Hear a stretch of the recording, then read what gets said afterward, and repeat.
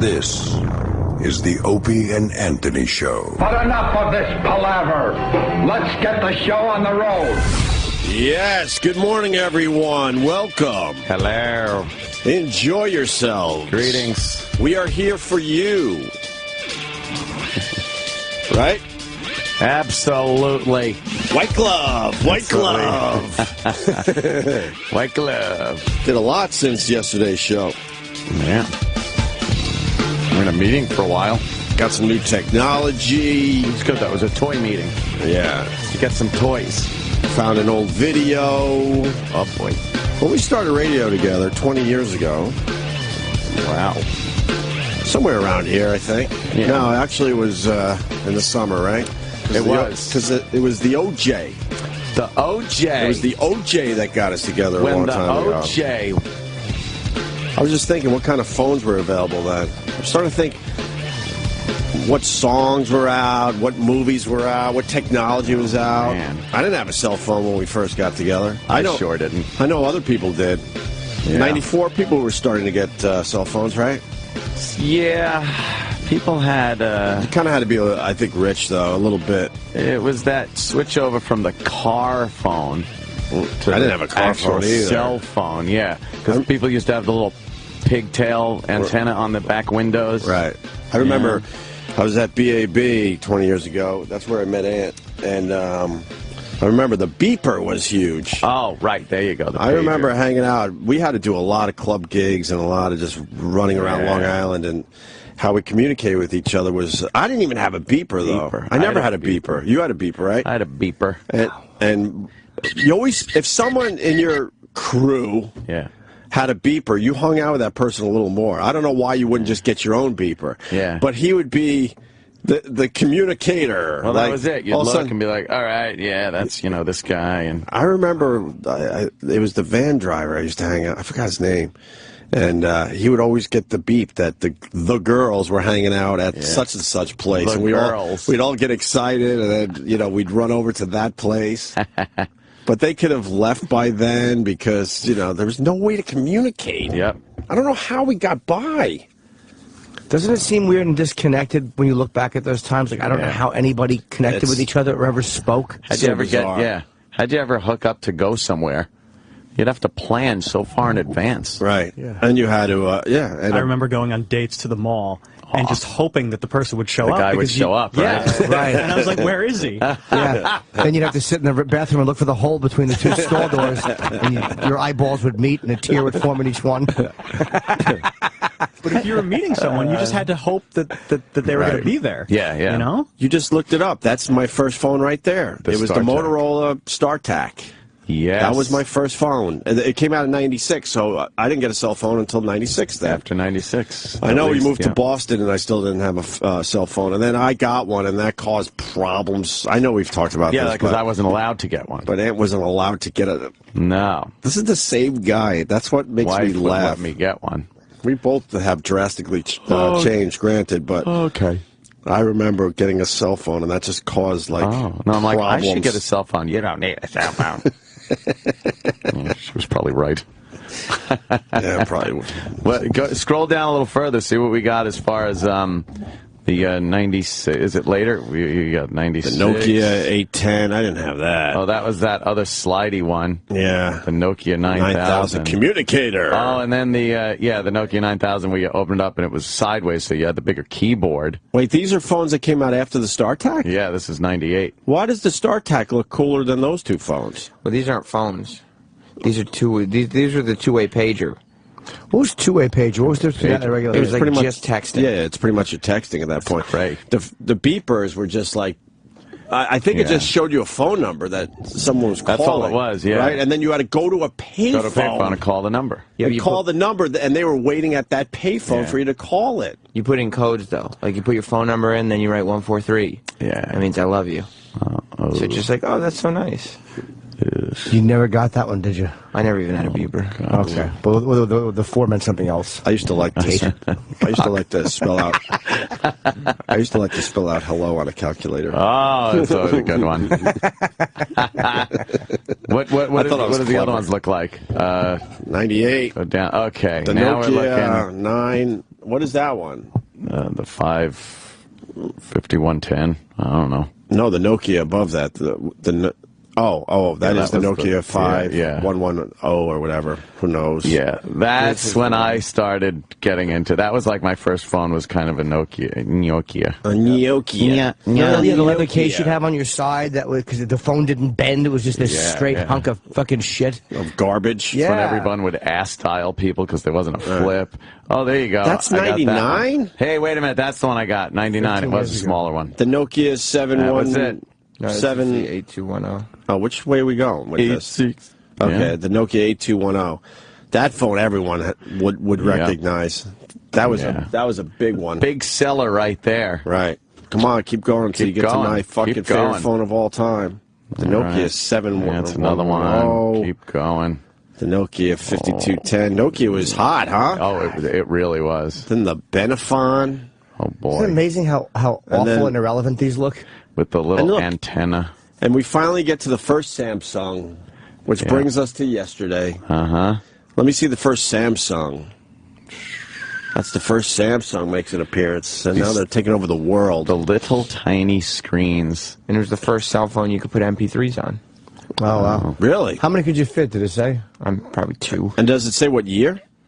This is 99, I think. These are all 99 still. Yeah. Okay, keep What going. a hassle, if texting was. You'd have to hit the same number like 3 times to get the third letter and shit. Oh, pain. But shouldn't we all have been just amazed that you could text? Yeah. But of course we have to all go to bitching right away, right? I think we were amazed back then, though. It's only I remember the first text I sent was from my car. I was like 30 years old. Yeah. The first time I sent it was to a girl.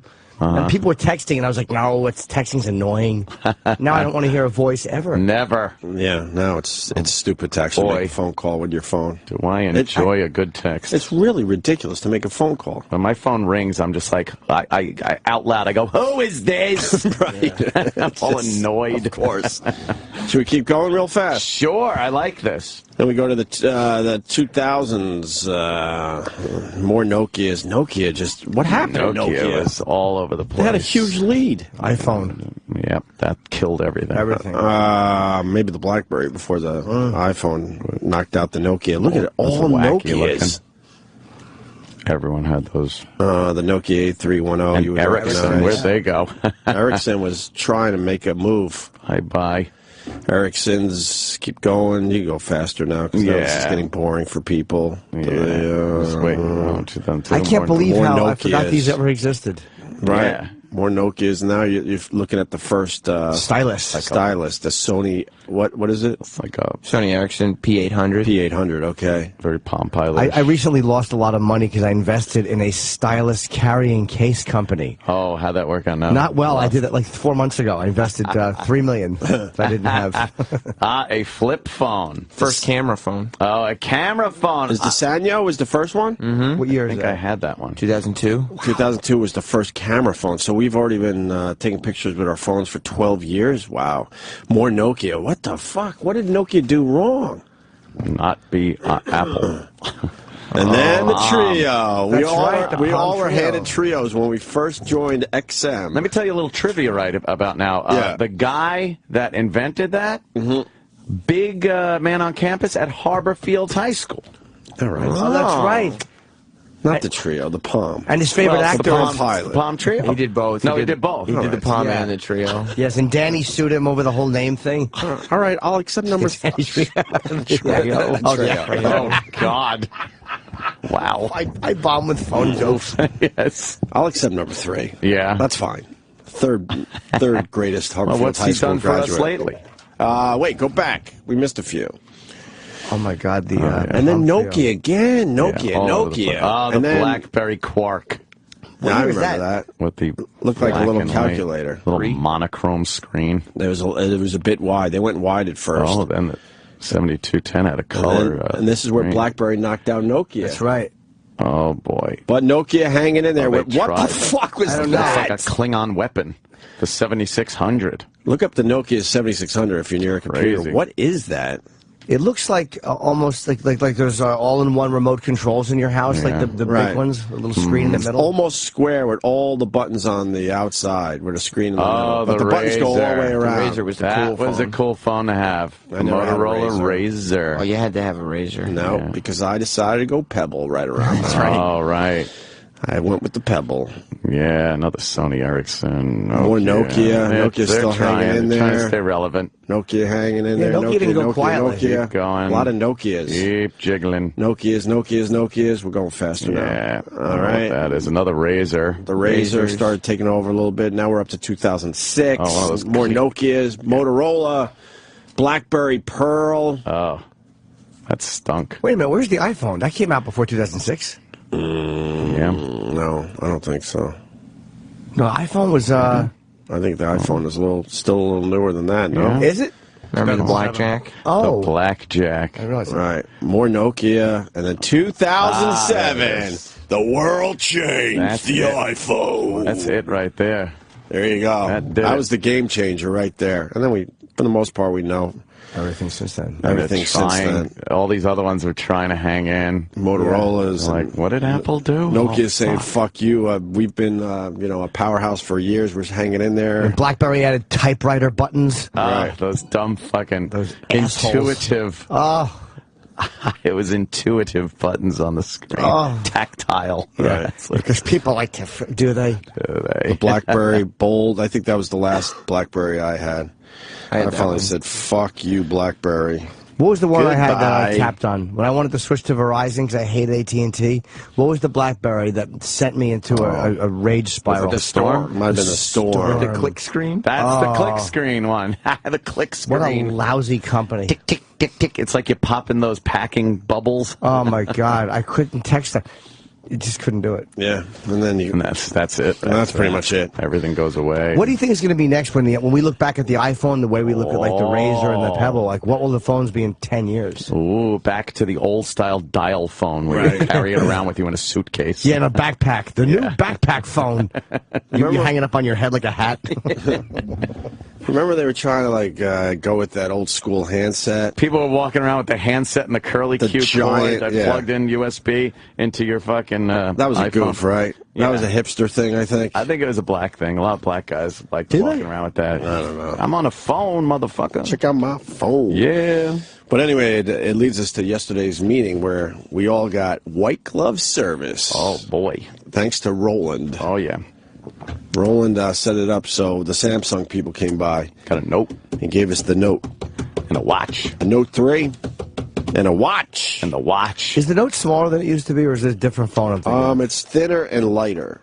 What was the giant screen? Like, I like that screen size that you're holding. This is, maybe they made the Note slightly smaller. I don't know. But it's a big phone, but it fits in every pocket. Yeah.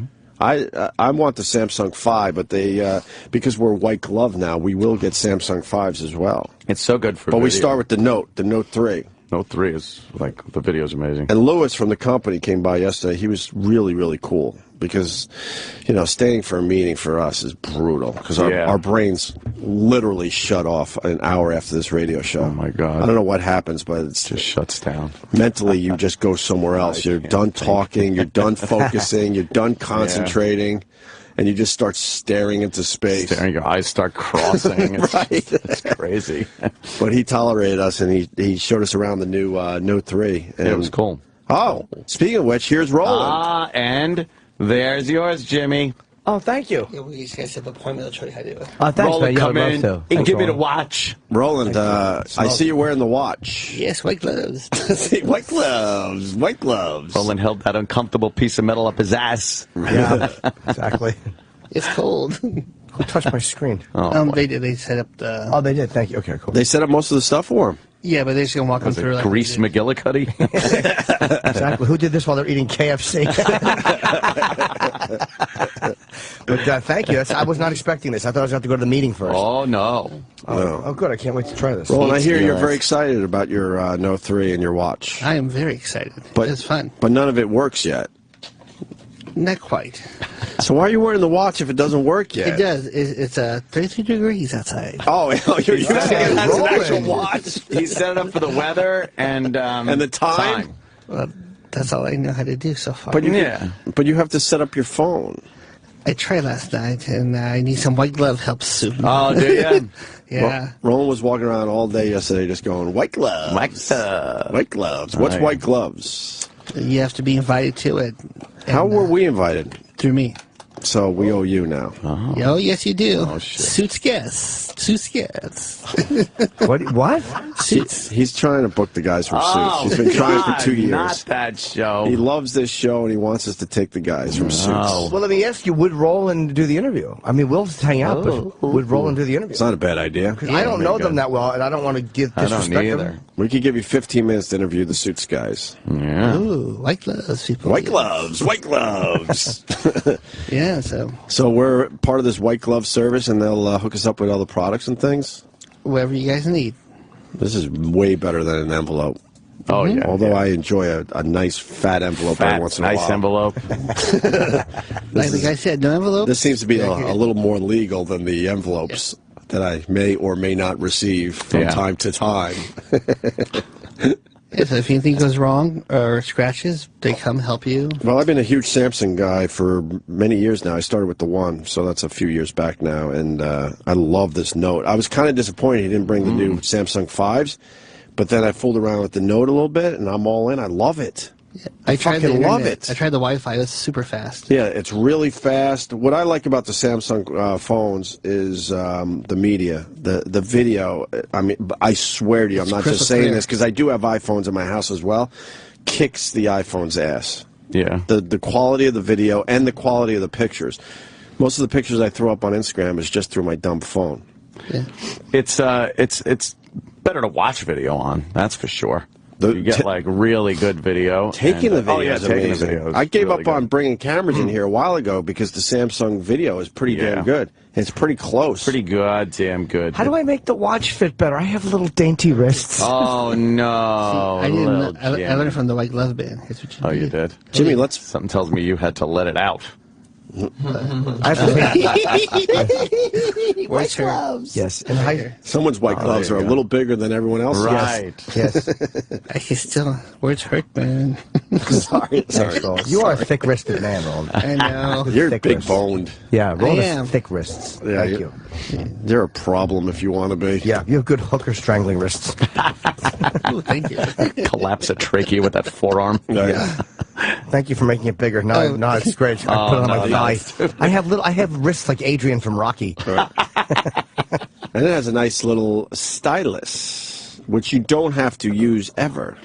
But it does come in handy for some of those little moves or details. Right. Like you could take a picture of yourself and trace around your head and eliminate the background and put it somewhere else. Like there's little photo tricks you could do, which are kind of fun. Well, and then the other sub-menu that comes up in the corner for the notepad thing. And it's pretty goddamn cool, I must say. If you meet someone, you're writing down their number, you could just quickly write it on the note. Oh, man, yeah. And then pop it right into contacts immediately. And it instantly goes to the, typed out shit in your contacts. I'm trying to remember what Lewis told us. Or you can write an address down, like, oh, I have to go to, like, I don't know, 400 Madison here in New York. So you just write it real quick. Write it really quick, and then you pop it into Maps. And for Jimmy for the autograph, and it pops right up. Huh? For the autographs for Jimmy. Yeah, that's true. You can take a picture with somebody, and then you take the pen and just sign the screen, and he'll like, you could have people autograph your digital pictures.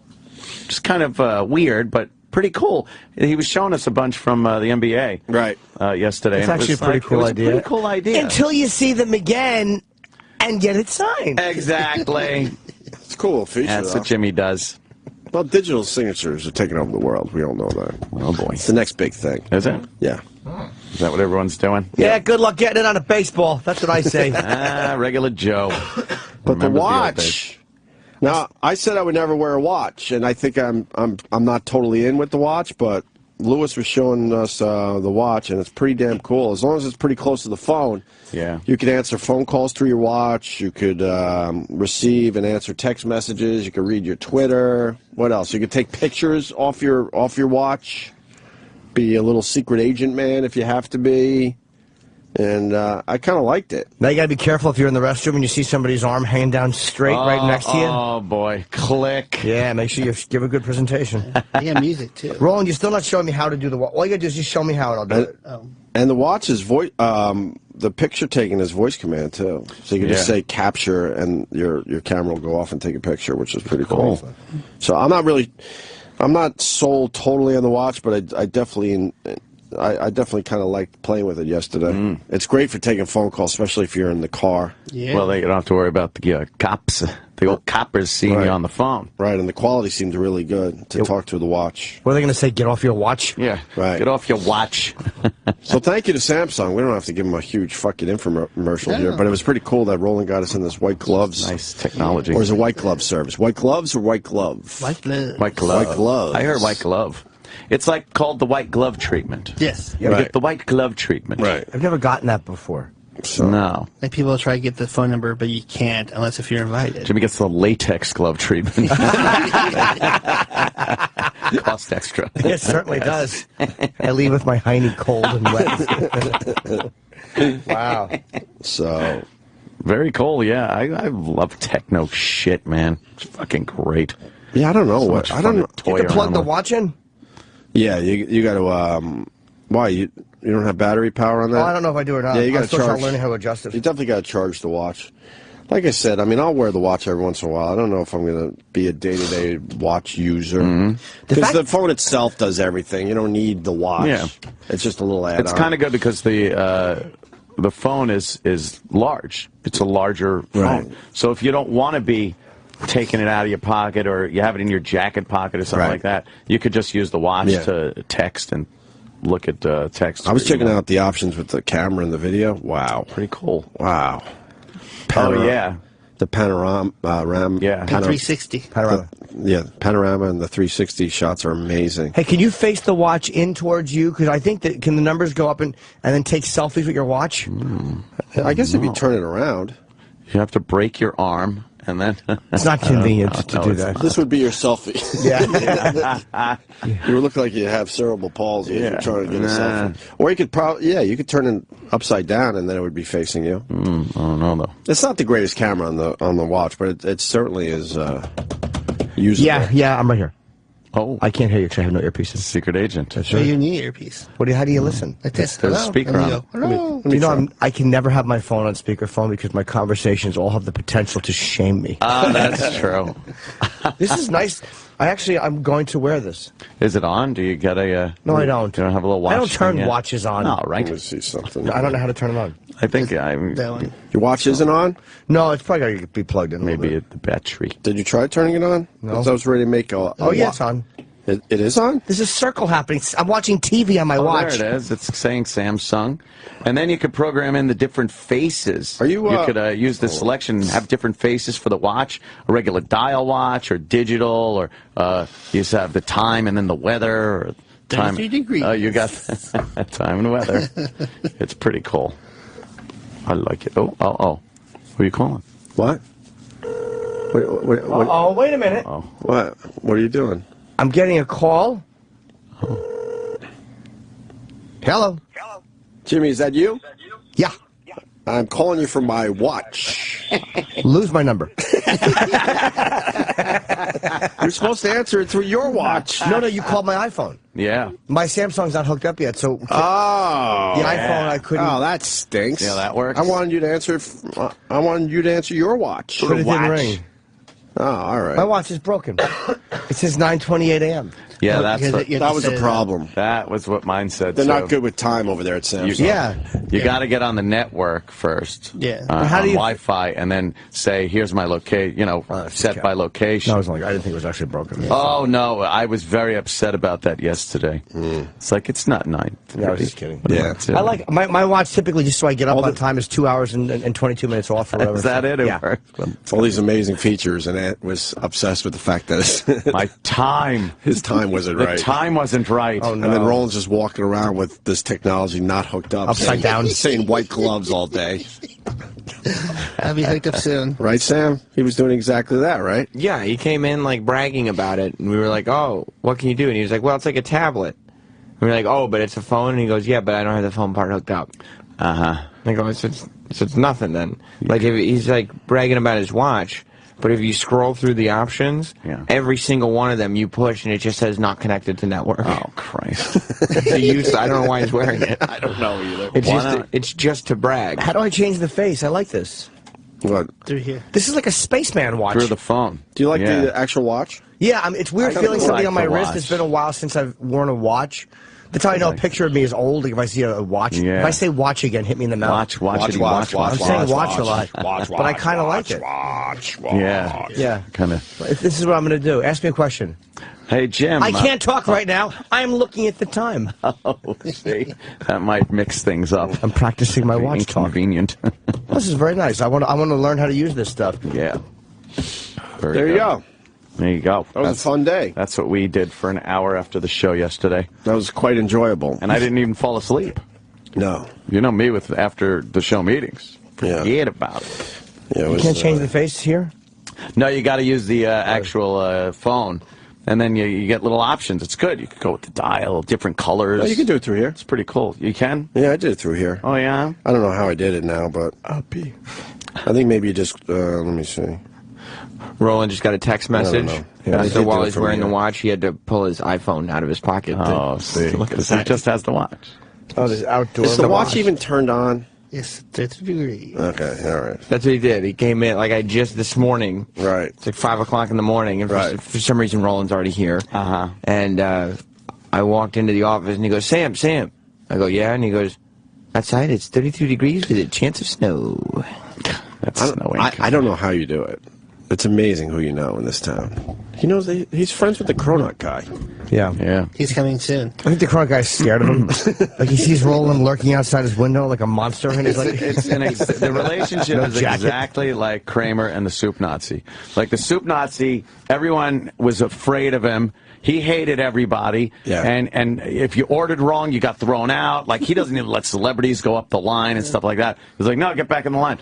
But then Kramer would just lean against the wall and have chats with him about that. And the Soup Nazi would be like, Kramer, you understand me. That's how you are with the Cronut guy. Yeah, I understand this pain. You understand his pain, right? I don't think the Cronut guy has any friends, really. He has Roland. Yeah.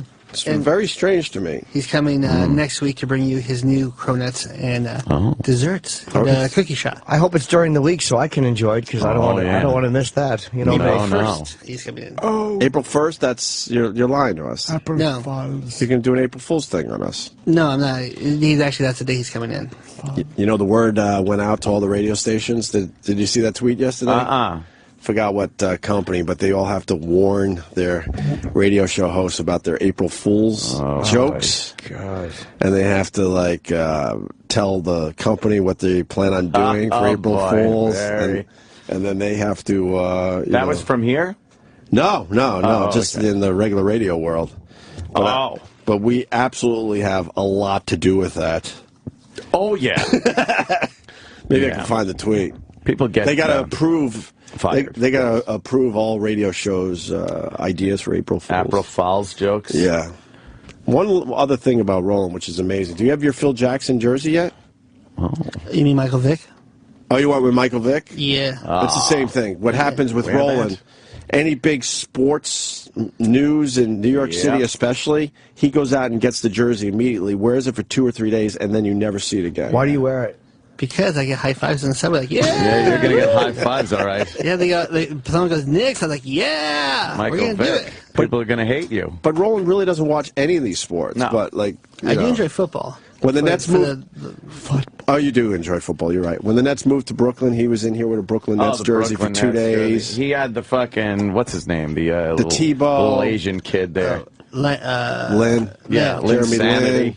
Yeah. He was part of Linsanity. For 2 days. It's all 2 about days. 2, maybe 3 days tops. Yeah. And then where do these shirts and jerseys go? And I got my Marlon St. Louis gear for the Rangers. Everybody like high-fiving me by the garden because he just got traded. You just like the attention? Yeah, like, yeah, woo! What do you think the Michael Vick jersey will get you, though? I think a lot of people are going to be like, boo, you fucking dog hater. We should give him a chance, bro. They go, yeah, let's give him a chance. Give him a chance. What? I don't know. You guys didn't really watch Olympic hockey, but when Sochi did what he did, Oh, yeah. he came in here with a Sochi jersey for 2 days, but that's gone now. That's gone.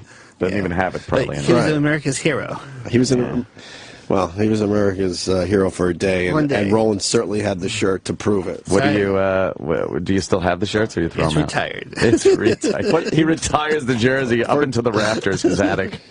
But you got the Michael Vick sports page today in the Daily News. Top dog. Top dog. Get it. He killed dogs. Vic says, I think I'm still a starting quarterback, and Rex Ryan says he might just be right, and then it says, top dog. How old is Mark Sanchez? Not Wasn't he old. supposed to be the 30s? franchise? Yeah. Is he 30 I even? think early 30s. No. Is he 30 or 29? No, man. He's still in his 20s. He has to be. I would guess if I had He's to. 27. I was going to say 28. Okay, But yeah. he was the 27. franchise quarterback, right? And he He's just the didn't. franchise. They said that. Of course they did. Is he officially on the Eagles? No. Oh, okay. The rumor has the Eagles going to pick him up, and I bet you he does really does he well sing? now that he's out of New York. What song would he sing if he did? I don't know. Oh, okay. There you go. Right. I know he's not happy that the Jets released him, No. but maybe he should just get over it. Pitching a fit. You should be pitching a football. Right? Get it? Something like that. I'm surprised you didn't get a Phil Jackson jersey for the Knicks there. All right. Well, he's in the front office. They don't sell. Front office guy. They don't That's the only sell. thing. Just get a There's suit no- jacket. Yeah. Yeah, you come in with a Just come in with a suit jacket on. Yeah, for a day. Yeah, fucking It's Roland's thing, though. He loves fitting in with fellow New Yorkers support the team. on the subway to get high fives for a day. You're a weird. You're a weirdo when you go down to get your cronut. Delicious. I was talking about him on the way home. He gets things done, though. This Roland. Oh yeah. I don't know how you do He's it. big on that. He's big on getting things done. You're well connected, sir. Ooh. Way more connected than maybe we should be. We don't know anybody after all these years. No, we should have. I don't know know what anyone. happened. Everyone we knew had to shun us. Yeah, I don't have any of Yeah. these big connections like Roland We has. had to be shunned. If I want a cronut, I have to go through Roland. I Right. can't just call the cronut guy myself. And you've been there. And Dude, I went down there Yeah. once. Let me tell you something. I mean, the cronut is excellent. I've had it a couple times. But, it doesn't do his place justice. No. it's more than just the cronut. There That's is his book. so much good stuff going on in that place. I mean, it's Yeah. a great place to bring your woman. Maybe she's celebrating Romantic. something. You get a little table in the back and get a sample of all his desserts. They're amazing. Yeah, he's a number 4 baker in the world. Is he really? Yeah. Who the hell's number? Yeah, let's get the other Someone three. correct. What are we doing number 4? They're overseas. Greg Opie Hughes, number 1. Ooh, am I? They're all overseas. I can't I but- think he looks at the wiki and is like, "Oh, number 4." Is he the number 1 baker in the country? Yeah. But he doesn't make money still. He sells out of everything. But he should just say fuck it and make 10,000 cronuts a day. Only until 200 cookies. That's it.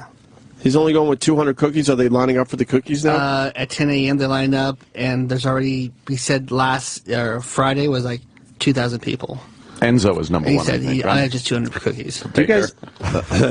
Do you guys understand how hard that is to have a bake shop and then have people lining up every day still? It's been over a year for the cronut, And the funny right? part Has is, one of his mentors who taught him when he first came to New York Right. has a bakery shop like 4 blocks away, Yeah. and the line goes around it every day. It goes around it. past his mentor. So now you wait online for the cookie thing and the cronut? Yeah, 2 different times. He The only cookie sells thing is a shot glass made out of chocolate chip cookie, and then they pour milk in it. his own milk infused with What vanilla. do you mean his own milk? What is he gets doing? on the farm. He has they make the milk just for him. What's different about his milk? It's so delicious. Got vanilla in it. What?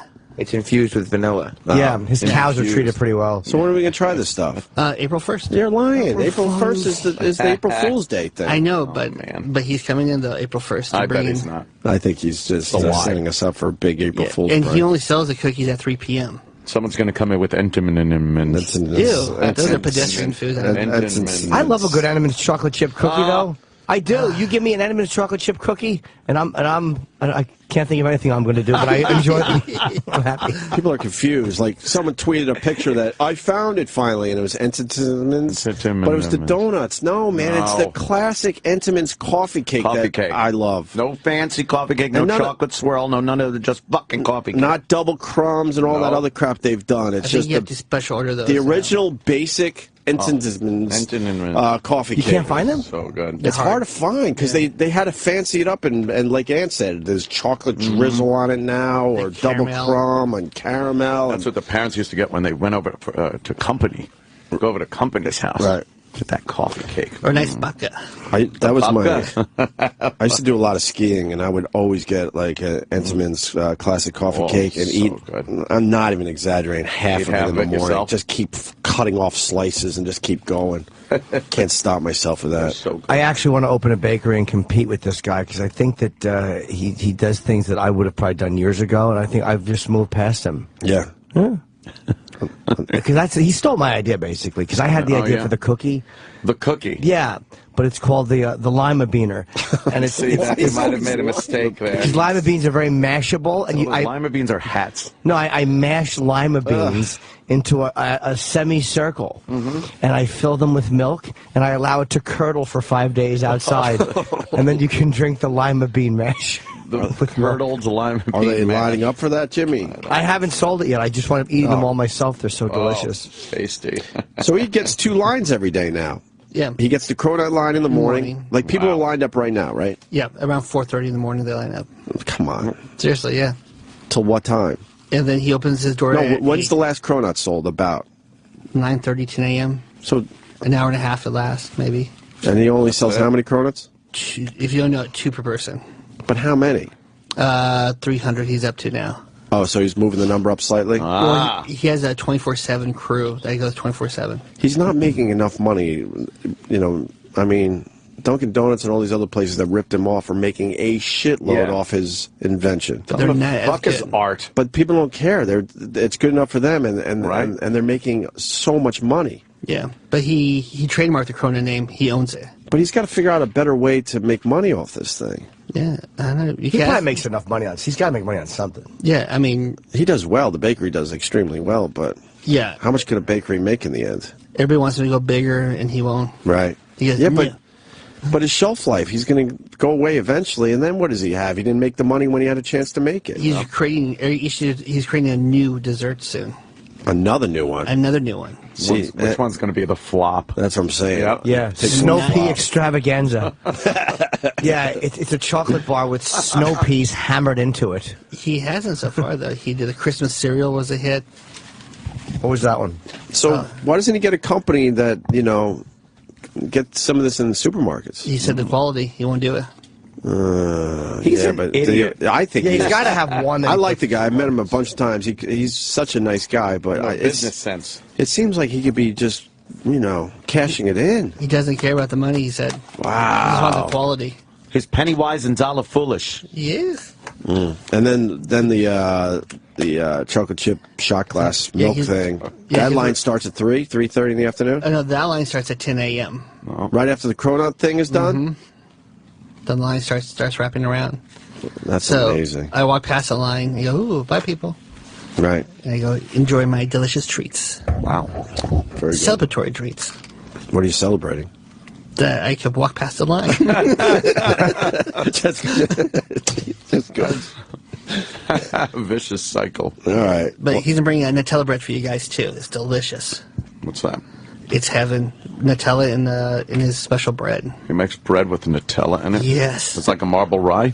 Better. Is he ripping off the Nutella Like that. people, or is he making his own Like a Nutella? Bag? He makes his he adds extra stuff in the Nutella. No. Okay. Delicious. No, that's not good. My bread is better. Oh, what is it, Jim? I bake bread and I put raw roast beef in it. All right. Then what? I curl it into a baseball, and you're supposed to play catch with it and harden it, and then you eat it. You're a terrible chef. You don't like my roast beef bread ball idea? No. All right, we're going to take our first break, Oh, yeah.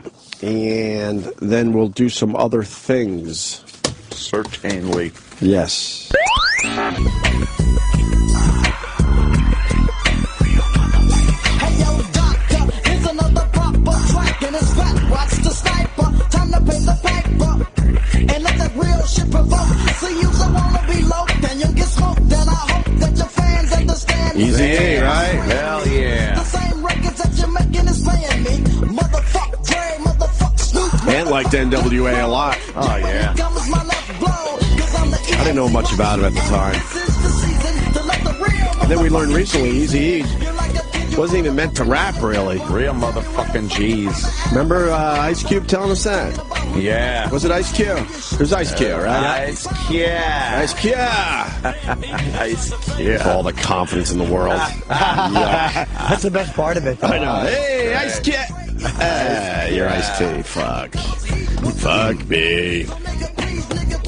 19 years ago, we lost the Eazy-E. Wow. He would have. He would have only been 50 years old. Damn. He would be an old OG, though. He'd be an OG. Right. He'd probably be on one of those fucking CSI shows. Something, right? Whatever the fuck. Yeah. He'd be on Dance with the Stars. Yeah, something like that. Are you kidding? What else happened? Oh, remember that Heaven's Gate thing? Marshall Whiteapple or no? Yeah, right? It was, right? I'm guessing. They found the bodies of the 39 Heaven's Gate members 17 years ago. Were those the Nike guys? Yeah. Right? Yep. That was them. And they had to put a thing over their heads, too. What, didn't they have to put some kind of... Yeah. What was it? Some kind of blue cloth or some kind of... But it was purple. Purple, Yeah, right. yep. What was it, though? A purple blanket? Yeah, I think or... it was a purple blanket. Yeah, they had to put purple blankets on their heads as well or something. Yeah. And what, they were waiting for the spaceship behind the comet? Yeah, Hellbop. Hellbop. Oh, that's right. Hellbop. I haven't thought about this stuff in years. Yeah. Yeah, I think radio Line. stations did do that. So. Yeah. What'd they do? A little parody. I think they did Hellbop Hellbop. instead of Bop. Oh, I think Anthony's right. I vaguely remember something like that. And then the Mike Tyson guy went to prison for 6 years for rape 22 years ago. Wow. How many years did he serve? I think he served 3, right? If I remember my readings. That Mike Tyson book, we haven't talked about it in a while. What an amazing book if you're looking for something to read. That shit insane. Incredibly honest in his book. By the way, Eric's telling me that Todd did a Hellbop song. He did. Yeah. Todd? Yeah. Of course. Can we find it? He says he doesn't have the clip, but he remembers him. Well, boy. how about we find it? It's Maybe topical we can today. find it. How is the Todd Show doing? We haven't checked in a while. It's probably really good, though. I've not heard it, but I hear it's amazing. We might have to check in soon. What do you guys think? Yeah, I'd like to see what they're doing. Should we check in soon? What the heck? We should. I know Scott Shannon's just kicking ass for CBS FM. CBS. Leaving him alone. Oh, yeah. He's a good egg. We've turned the corner on Scott Shannon. Yeah. Nothing but support for him. Well, let's take a look at the Todd Show soon. Maybe tomorrow or Friday. We've given him some time to settle in. You're right. Remember that April Fool's thing that I just said about regular radio? Yeah. So it's our old pal Rover Radio on Twitter. Uh-huh. He writes, Sass Keith, I think his name is, sent this early April Fool's joke to all shows. Oh.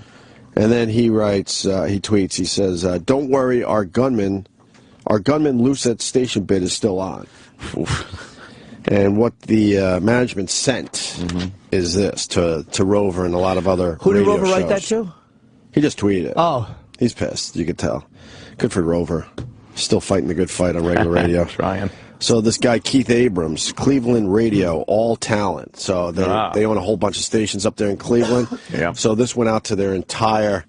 all the air staff. All the air staff, thank you, man. It says producers and everybody. Everybody. Right. Folks, just a reminder that with April 1st, 1 week away, all April Fool's bits must be cleared with your PD before anyone would execute. Thanks, Keith Abrams. Hear it.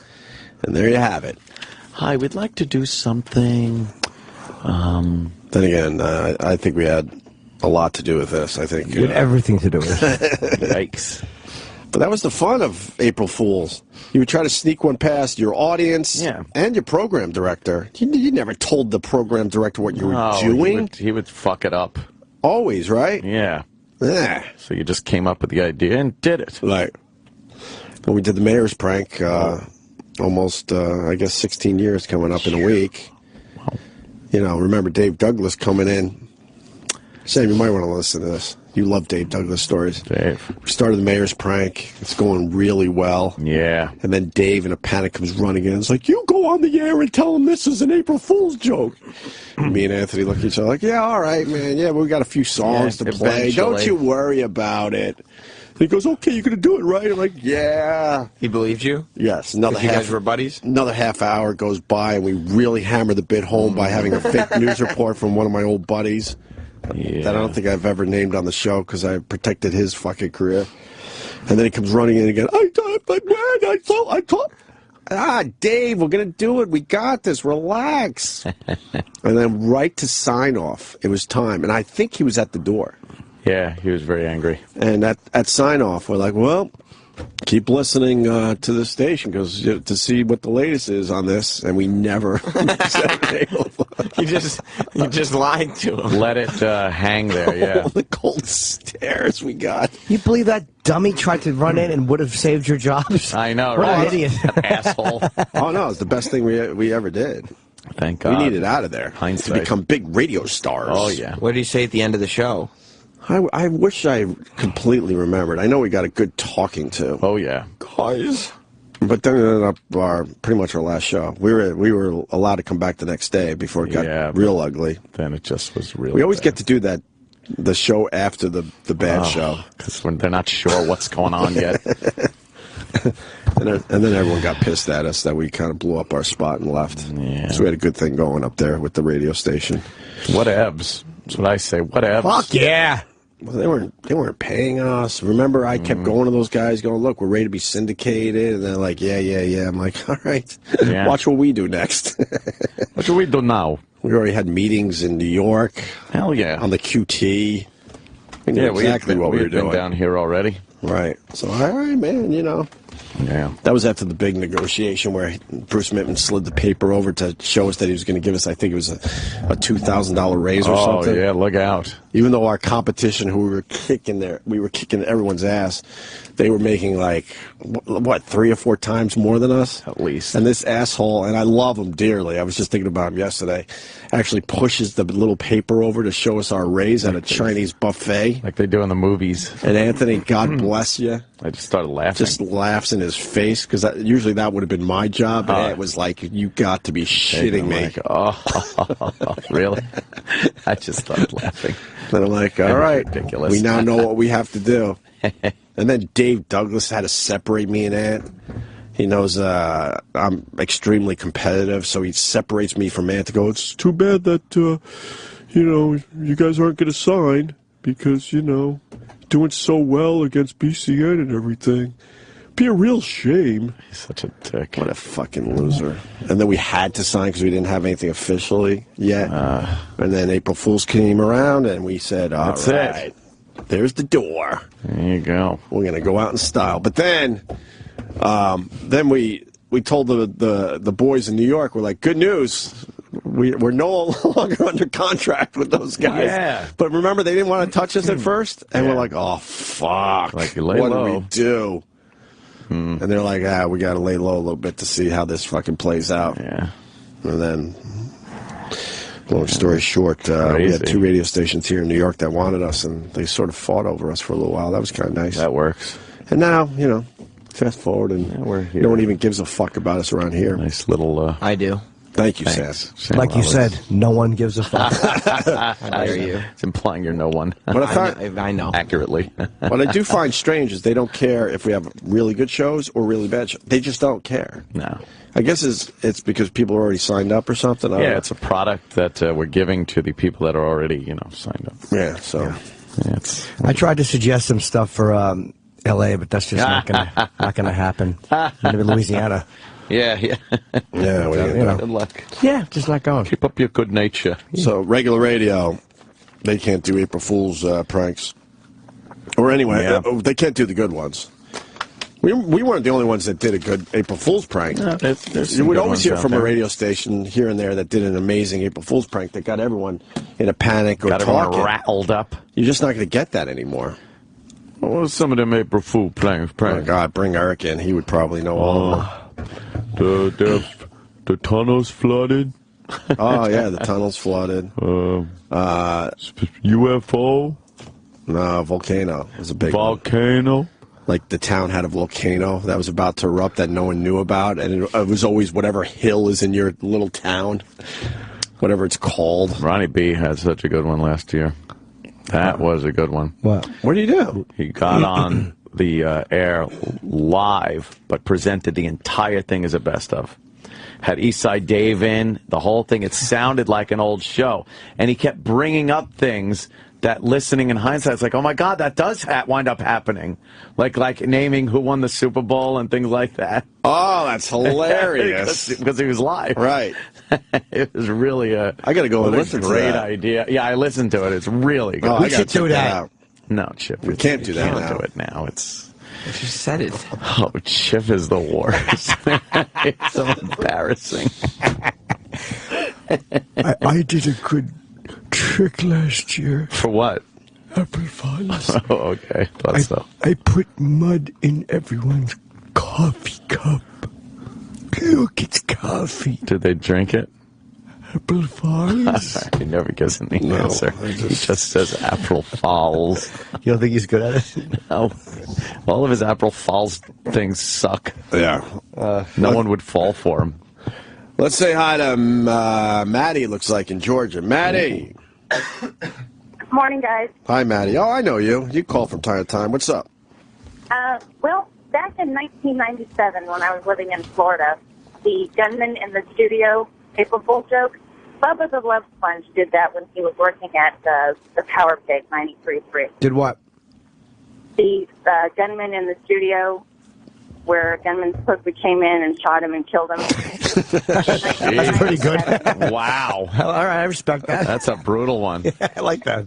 Yeah. I don't Too bad it know. wasn't true. I don't know where we're at with Bubba the Love Sponge these days, but, you know, the guy definitely had a few good bits over the years. Yeah, I like that. You guys have a good day. Thanks. I got him so bad on Twitter a few months back. That was bad. My fucking Oakland and That was a good one. I tweeted something like, "Hey man, you know, DM me. I gotta talk to you." And he was all excited on Twitter that we were finally gonna talk. And he basically, it was about what, coming here or something? No, I didn't say any of that. I just said, no, but I just want to talk to you. He thought, and he was so excited. He started following me, and then I just wrote, "Hey man, when are you gonna fucking DM me?" You know, and then he tweets, "I DM'd you. What's going on?" Then he had to admit to all his fan base that I just fucking got him bad. I don't even hate the guy. I've never even met the guy, to be honest with you. Whatever. Let's say hi to Bobby in Kentucky. Bobby. Hey boys. Hey, yo. Before we get to checking in on the Todd show, let's see what the boys are doing at WAAF with Elmo. I want an explanation, please. What do you mean? I don't know what you mean. Oh, it's just a little bit that Theo did plus Elmo. I don't know. Who met Elmo? Huh? You guys met Elmo? Well, sure we did. Yeah, we did. It was a different time. Sam, do you have that? It hates these. It was a different Is it good? time. People in my house don't understand why I would post these things. They're like, why would you do this to yourself? I don't know why. It's from Real Rock TV back in, I think, 98, 97. Fuck yeah. When we were doing a little TV show through the radio station, and we actually were trying to write bits and stuff. And this is the clip I've been trying to find for a while. I have every Real Rock TV show on VHS. Where was this? I don't know. I'm trying to think whose house this was. Paneling. It might have been like Ian's house. The cameraman / producer of Real Rock TV. And it opens up with Elmo. A shot of. Do you really want to see this? More than I want to take my next breath. I really think Rich Voss should be here. It's only fair. Well, you know, but we have it up. I love Voss, and I want Voss for everything, but I don't want to wait for Rich. All right. I want to enjoy this. I'll tweet it, by the way, so you can see it yourself. I'll tweet it right. Have you seen it yet? now? No, this is not going to be good. You don't think so? You didn't see it? No, lived it. I didn't click What do you it mean? last night. You didn't click it? No. It was just too much. Did for your you? wife ask why you do this stuff? Like why? Oh yeah, she heated up. She got really She got embarrassed for it? Oh yeah. And it just makes me very happy. She didn't think it was a good clip? Oh no, not at all. Not at all. I'm tweeting it right now, so my Twitter's Opie Radio. Radio. Yikes. All right, go ahead. Sammy! Okay. It's Elmo. Oh, hi, it's Opie and Anthony. We're hanging out with Elmo this afternoon, watching a little... Gotta explain. We already started beating up Elmo. A couple elbows and fists to the head. Yeah. All you see is me and Elmo right now because Ant's working Elmo. I think someone punched it, and now Elmo is sitting next to Blythe Danner.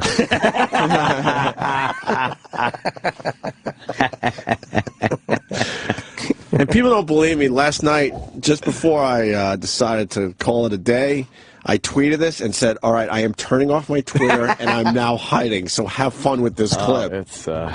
I don't even know what they tweeted. Maybe I'll go back and read some of them later or whatever. And I got a Newberry Comics T-shirt on, man. Look at you, man. Because not only are you cool, but you're local. That's right. It's in Boston. That's right. Oh, hi, it's Opie and Anthony. We're hanging out with Elmo this afternoon, watching a little TV. Elmo? Elmo? Yes? Are you having fun? Showing the mic in his face. Don't do that to Elmo no more. What'd you say? Shoving the mic in his mouth. It's very abusive. Anyways, we're teaching Elmo some new, words this afternoon, like stinkfist. Stinkfist. Stinkfist.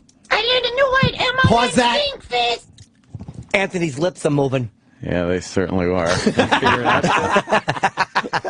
Oh boy! I will say but that's not our fault. No, they should have taken care of that in post. In post, yeah. right. With a bowling ball or a fist. So far, this is not bad though. Because you're shoving the mic in his face, it's okay. We're being mean to him. Oh, that's the bit. It's all right. We're gonna torture Elmo for the day. Yeah, that's the bit. Torture Elmo for the day. Torture Elmo, right? Oh, it's not bad so far. All right, so let's move on. Honestly, no. So we should move on, I guess. I want to see the rest, but I mean, so far. But you're saying it's not bad, so we don't need it. I didn't like the punching, but the fact that you're asking him questions and then just shoving the mic in his face obnoxiously, all right, I can live with that. Okay. What else are you gonna do with it? It's a fucking puppy. You know what? We might as well keep playing it because so far we're doing good. Stinkfist. Stinkfist. I learned a new word, Elmo learned stinkfist. Hey, Elmo, you want to play with me and Anthony today? What are we gonna play? We thought we'd start with Chernobyl. Oh, that's a fun game for Elmo. How you play? Follow us. We'll show you, okay? Oh, we're playing Chernobyl. All right, we're going to go play Chernobyl with Elmo. Oh, wait, hey, Elmo, you want to play Chernobyl? Chernobyl? Oh, yeah, no. do you want to play Chernobyl? What? I thought you were going to stay on the couch. No, why would we do that? You went somewhere? All right, are you going to play Chernobyl? Well, Chernobyl was, hot back then. Sure. So to speak. Yes. It was a big story, so we figured we'd work it into our Elmo bit. What's wrong with that, Jim Norton? Nothing at all, actually. Okay, so far so good. Where right? are you? What location is this? I don't know. I don't even remember. Okay. I don't remember this. I don't know whose house this is. It wasn't mine or Anthony's, that's for sure. Not that we were living any better than wood paneling. I didn't have any cool wood paneling like that at the. I think I would have liked wood paneling back then. The fucking Brazilian condo complex I was living in. The Haitian fucking. Oh my God. All right. Chernobyl. All right, we're going to go play Chernobyl with Elmo. Yeah. Hey, Elmo, you want to play Chernobyl? Yeah, go. do you want to play Chernobyl? No, I don't want to play no more. It looked very scary. Oh, it's not going to be scary. It's going to be fun. It actually made me laugh. I kind of like how you hit him with the microphone. The way you presenting him with the microphone is making me laugh. Oh, good. Clunked him in the you face. just smash it in his face and then put it in his mouth so he can answer. Being very abusive with the microphone. Yeah. But it's not going to be scary. It's going to be fun. We're going to have lots of fun today. No, I'm afraid of the closed-in places. Don't put me in there, no. Don't worry about it. I don't want to go. I don't want to. And get him in there. Come on, get him in there. Get him in there. Get him in there. Keep Elmo out. It's very That's scary. very believable. Trying to shove Elmo in the microwave. No, it's okay, Elmo. We'll just, put it in for 10 minutes will be fun. No, it's much too long. I know. Oh, my God. Oh, my God. I'm hurting. I see Elmo in the microwave. Oh, Helplessly, us whistling, waiting for the 10 minutes. Showing time going by, right? Yeah. That was fun, Elmo, right? Look, you had fun. I don't want it.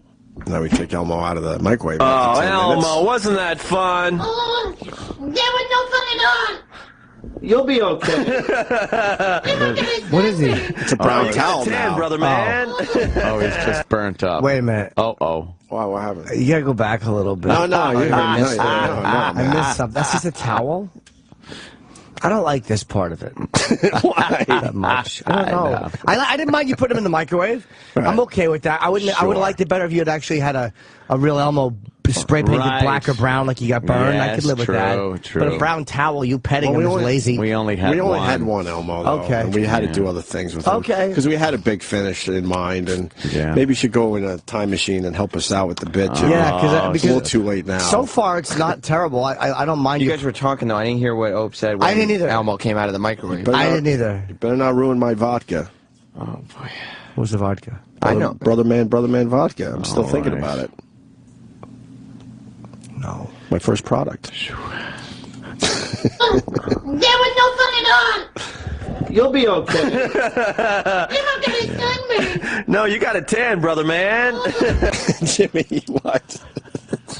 Oh, my face is ticklish. Why? Because you have the giggles? That's not why at all, actually. I was just trying to, be cool. So we were working at a very young station, so I figured if I had a little lingo to me, brother man, people would think I'm younger than I was. Brother man.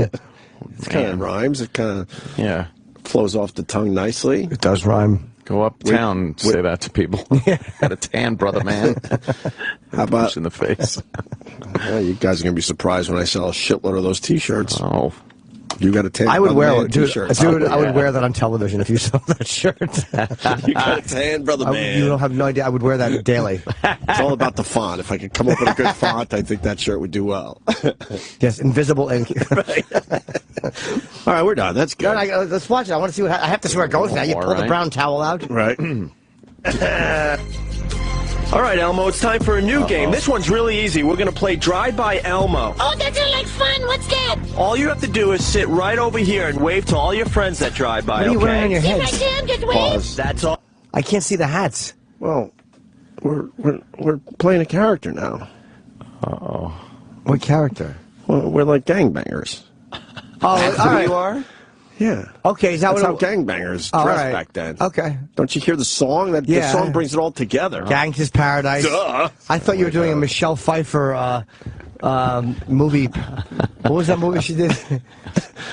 Yeah. Oh, she played the teacher. This was the theme song. Dangerous for Minds. Walking Dangerous through the Minds. Where her accent was in and out the whole film. Yeah. Thanks. This is painful. Gangsters tuck their T-shirts into their jeans? I don't think so. Into their mom jeans? Yeah. Anyone else knows how Mom jeans. big the jeans are? So far, though, this is disappointing. It's not as horrendous as I'd hoped. There's only one so far fairly awful moment. Which was what? Brother man? Yeah, the kid coming out of the thing, you pet a brown towel. There's probably a lot more doucheness. Well, now they're playing We should gangsters. have added eyes to the towel. In Yeah, that might hindsight, have been good. we probably should have figured out some kind of eyes on the Yeah. towel. Now they're playing Gangsters Paradise with their shirts tucked into their jeans. Yeah, I would We say didn't that's have- not consistent. We didn't have a wardrobe budget. None. Just untuck your shirt. No, it was all about the tuck back then. You don't like a tucked-in shirt? The tuck made you look cool. It did? Yep. I knew it had to be something. All right. All you have to do is sit right over here and wave to all your friends that drive by, okay? Sit right there and just wave. That's all it is. That's all there is. Come on down here. Oh, I see their bandanas. I can do this. You just sit I there, did a Elmo. pretty good Elmo There impression. you go. I like the Oh, impression. this is gonna be fun. Oh, here comes some of my friends. Hi, Marie. Hi, Gordon. Hello. Oh, look, there's my school bus. Hello. Oh, who's this coming? Hi.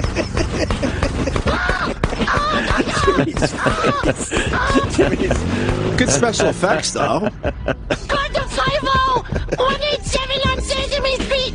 Someone bust a cap in Elmo's ass. Oh, that hurt. Oh. Oh, boy. You know, that was the drive-by was you sit them on the steps, and then there's two guys that drive by suspiciously that look like you guys. And it's is that your old car? Nah, I Whose forgot car whose was car that? was. I think it was Ian's.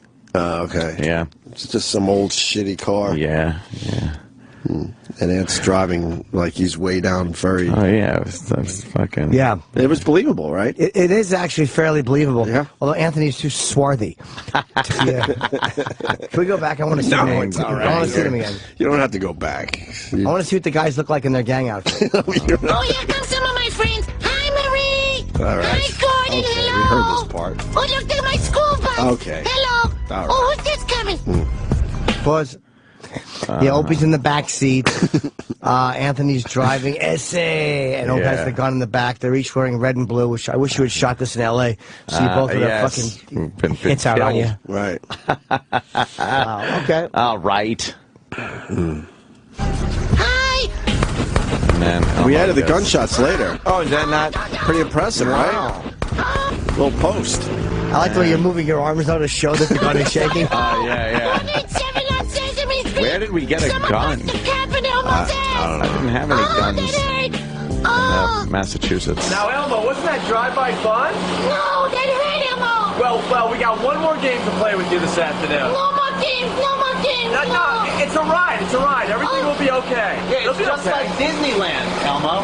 No, Elmo loves Disneyland. Yeah. Okay, a ride is fun. A ride will be fun. All right, follow Anthony. Okay, come on.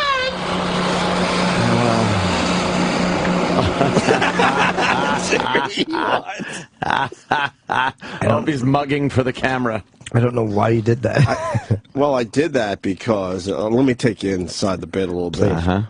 We were able to convince Elmo that, he's going to go on a fun ride. So I was very happy that we were able to convince him. Yeah. I had to show, I had to break down the fourth wall and show the people, oh my God, he's buying this. So you're kind of like secretly winking at the audience, Right. But that wasn't necessarily a wink. Yeah, this was before other real TV shows broke down the fourth wall. We were we were the first. Cutting edge. We understood breaking down the fourth wall for the people. Absolutely. I don't like that face.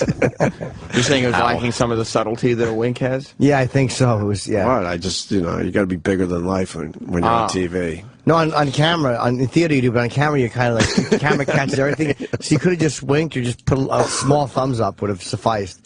But Well, can I see this again? I You didn't- sure? That would have showed the excitement? Yeah. We could have just smiled at the camera as you walk by. Yeah. Yeah. Hey, come on. What about the thumbs up? And then a little hop. And then the hop skip into a circle around. Right. Well, I had to now, walk away from the camera. Good thing Elmo didn't to see set up you. the next scene. What's What? hanging out of your pocket? What the hell's going on I there? used to fucking put hats in my back pocket or something. I don't know. What is that? I don't know. It looks like a dish towel. And then you smile, like you turn around, but you kind of smile and hop wrong. Like, yep, here we go. Time to catch it. Here we go. Here's the big Satin finish. jacket. Here's the big finish of the Elmo bit. Let her rip.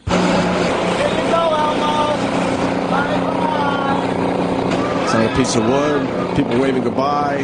And see, it's a wood chipper. What's that? There's Elmo and his head. Poor Elmo. See, he got and we. That was not fun at all.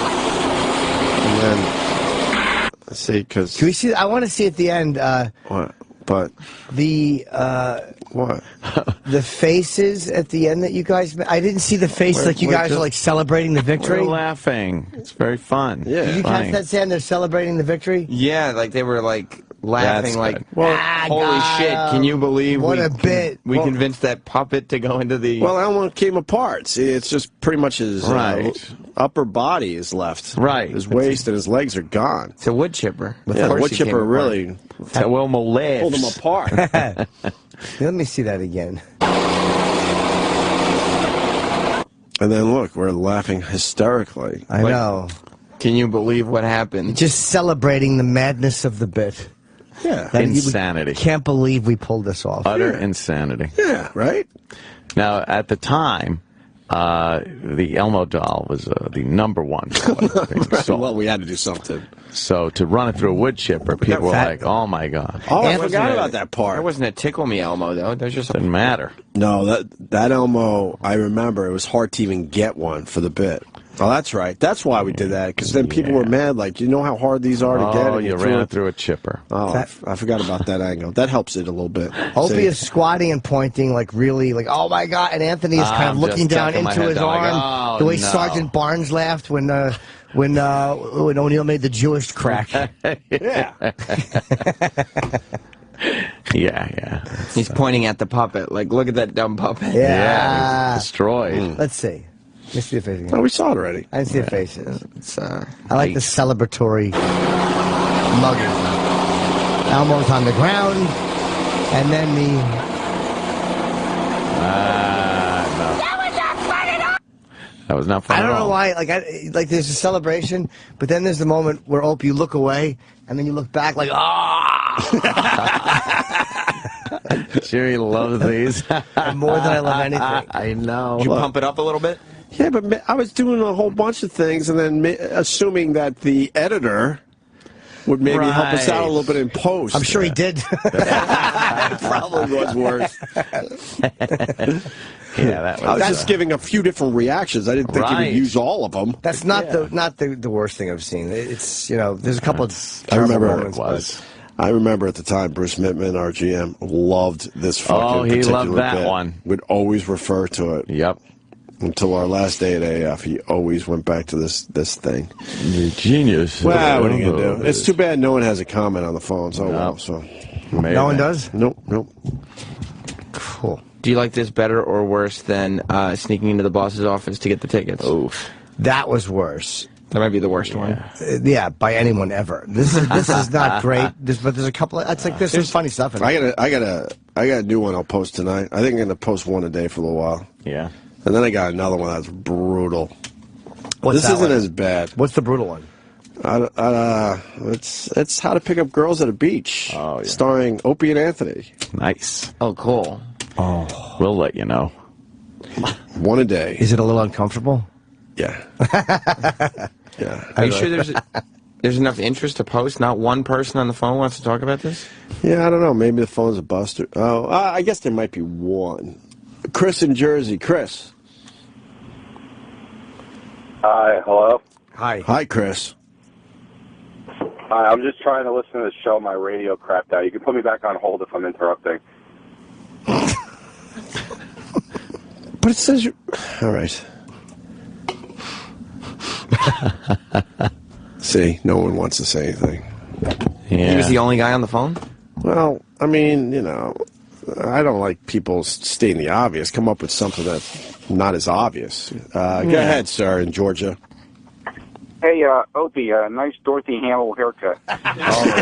Dorothy Hamill. Wow.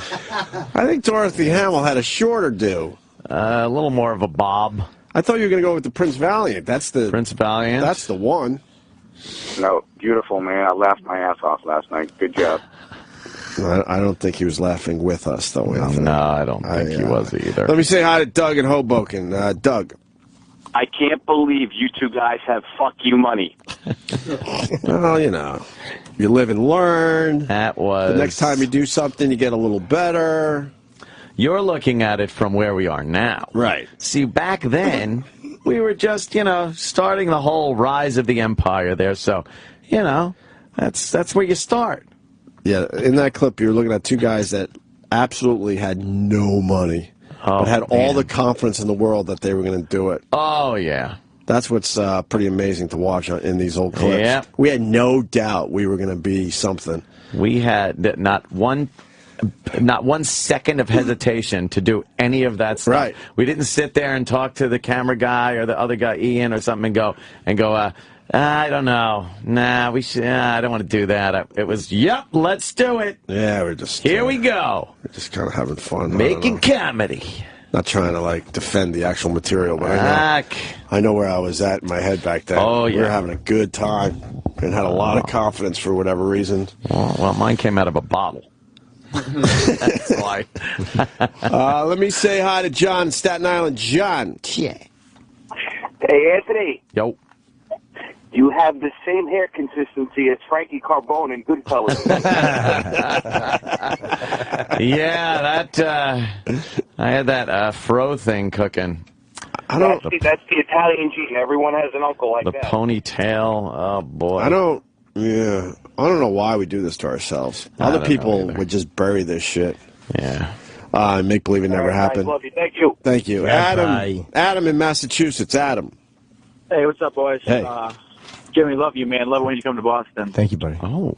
I don't know if you guys remember a little thing called Testicle Tuesday back in the day. I sure do. What? That bit I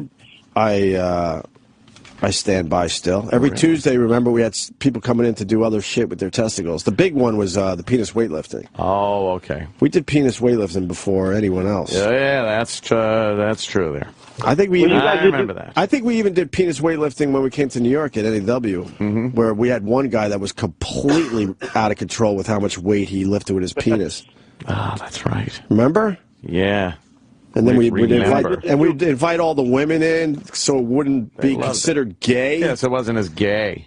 But you can't even do that now. Imagine inviting, like, members of the off-air staff. Hey, come on in. Watch a guy tie something to his dick. Yeah, this is how different it's become. Back then, if we did a bit with the guy's genitals, and we had a few... Yeah, that's right. That's right. We would have someone walk around and just ask office people and sales ladies and whatnot. Hey, you want to come in and see some dick and balls? If you did that now, you wouldn't even have a meeting. They would just fire you on the spot. So fired. But that was even cool. You guys, Testicle Tuesday was you filled in a water mattress with see how much you can fill it with water and then popped it. That was the whole thing. I gotta find if anyone has a really good clip of that. Good quality video clip of it was a waterbed in Plainville, Massachusetts, in somebody's yard. Was that for Real Rock TV? I think it was. Yeah, it was terrible. And then it wouldn't pop, and then somebody had to jump on it with a knife, and it still wouldn't pop, and everybody's like, But then it turned into this huge, ridiculous, like, 2-second wave. Yeah, it finally opened up. I would love to see that clip. I haven't seen that one in years. If someone has it, please send it along. That sticks in my mind. That was like, who knows, like fucking 15, 20 years. Who knows how long ago that about was. 16, maybe. We've been out of Boston 16 years already. That's unbelievable to me. You guys were the shit in Boston, man, so. Well, for the time, I mean, things certainly have changed with phones and everything else, but I don't know. Yeah. I thought we did all right. All right, boys. Watch out. I have pride in our AAF work for the most part, especially the last year and a half. Yeah, it was all. We were definitely firing on all cylinders, getting the pieces of the puzzle together. Right. Some pieces, should have been thrown out, I guess, but it all came together nicely. Well, I got another clip. I'll upload when I get home. Can't wait to see it. I love them. Love them. And then I gotta edit the beach clip together. Edit it. Just put it up as it is. You don't need no editing needed. No, what it was, we were doing cut-ins for the show, so we did this whole thing that went through the whole show from a beach. So I have to edit it all together just to make it make sense. Is it really good? It's us showing the rest of the guys out there how to pick up chicks at a beach. Oh boy, you got a tan, brother man. Yeah. Oh, are you gonna be surprised when those T-shirts hit the market? I'm gonna sell tens of shirts. Yikes! All right, we should take a break, huh? Alrighty. I think they found a large debris field. Is this the latest? Oh. Did this just happen, or is this... Because when they say breaking news on TV now, I don't know. That could be something they said 12 hours ago, but they still call it breaking news. Large potential debris field spotted. If I see that left turn, I know they have nothing. Right. So... Where is the large debris field? Same spot they were kind of looking. much. It's in Ohio. Yeah. Which makes it weird. Yeah. They waited too long, man. I'm not into this story anymore. Yeah. It's just like boring now. The arc of the story. Yeah. They dragged it on too long. Too long. If they found this last week, I'd still be in. Should have shortened it up. I'm more about the mudslide now. Yeah. The mudslide is a very interesting story. And did you see that fire in Houston? What was that? No. One of our listeners filmed a guy getting rescued from that fire in Houston. Yeah? It's out there somewhere. If that guy's listening right now, tweet it. I'll retweet you. But with they're trying to rescue him, and he's on the top floor outside, and the fire is raging. Have you? This. Let's see. OMG. OMG. OMG. Wow, that thing is spreading so fucking fast. That is like... Oh, Jesus. They're going to bring the ladder truck Look, over. the construction worker's stuck, and then look, the fire pops up right behind the windows. It's kind of looking like... and he's like, fuck, I'm in trouble. Not now. And he doesn't think that he has enough time to wait for the ladder. Yeah. What floor is he on? He's on the top. It looks like it's maybe 6 stories, 5, 6 stories probably. That is a fucking fire, man. Look at it is raging. The whole top floor is just about gone. This guy is on the freaking ledge. He's on the ledge. It's a new construction, I guess. Do they see? Wow. Oh, they see him all right, you dumb. Oh, it's starting to come out the door. Oh my Jesus! Oh my God! That's a terrible fire. We'll put this video on our Facebook page, by the way. Holy shit! He's just squatting on the outside ledge, and fire is really all over. And the he's place. cool right now, like, all right, they're going to get to me, but look how fast the fire is spreading. You should hang off and try to get to that bottom ledge. Well, he's probably feeling the heat. Yeah, now he's like, fuck, I got to get off this level. So he's got to fall in such a way where he doesn't fall all the way to the ground. Good move. So he hangs and falls down to the next like a video game. Fire is a motivator. Right. It really is. But the second floor doesn't really have any flames yet, so now he's in a much better spot. Dude, that was a great move he just made. But you have to swing a little bit or you're going to miss that ledge, right? Yeah. Oh God! And now here comes the ladder. Damn, just in time. Good move, though, by the guy, right? Hell of a move. Good grief! That fire spread fast. How fucking slow is that ladder? Move it! Fires are a motherfucker, huh? Oh my God! The firefighters screaming at the truck. Yeah.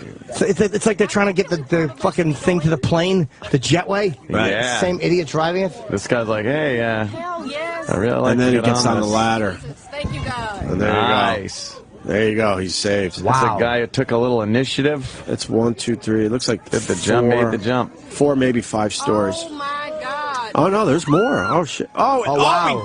I didn't see this part. Wow. The roof just collapsed. The whole side. Yeah. Yep, the entire The top. front-facing side just all fell toward the ladder. And I'm sure that other piece is about not to long fall. Wow, either. it is fucking burning. If you want to watch along, it's on O&A Show on Twitter. Yeah, absolutely. Yeah, the half the building, half the top roof is still standing. The half he was on, that's probably gonna fall soon too. What an idiot. I saw him get on the ladder. I'm like, okay. Yeah, I missed the big grand finish where the whole top floor falls forward. That happened to me once. Or the wall. Did it? Chip? Yeah, I got out of there. I bet it didn't. No, it did not. Guy who hijacks the story for no reason and has nothing to add. It has nothing. Wow, that's fucked up. Mm-hmm. That guy knew he had to make that swing. Right. You wouldn't normally do that, but I guess when there's a raging fire, Oh, yeah. man, that really makes you do stuff that you like normally would probably rethink. Sure. That's a big video today. Go check it out. Jeez. O&A Show on Twitter. Follow us, all right? Mm-hmm. We tweet all the links to the videos we watch. Which we do. Which we like to do on a regular basis, and you would think the company at this point would go, oh, wow, I think they're really into this video thing. Maybe we should try to figure something out. We hate it. But no. We can't stand video. More Opie and Anthony in a minute.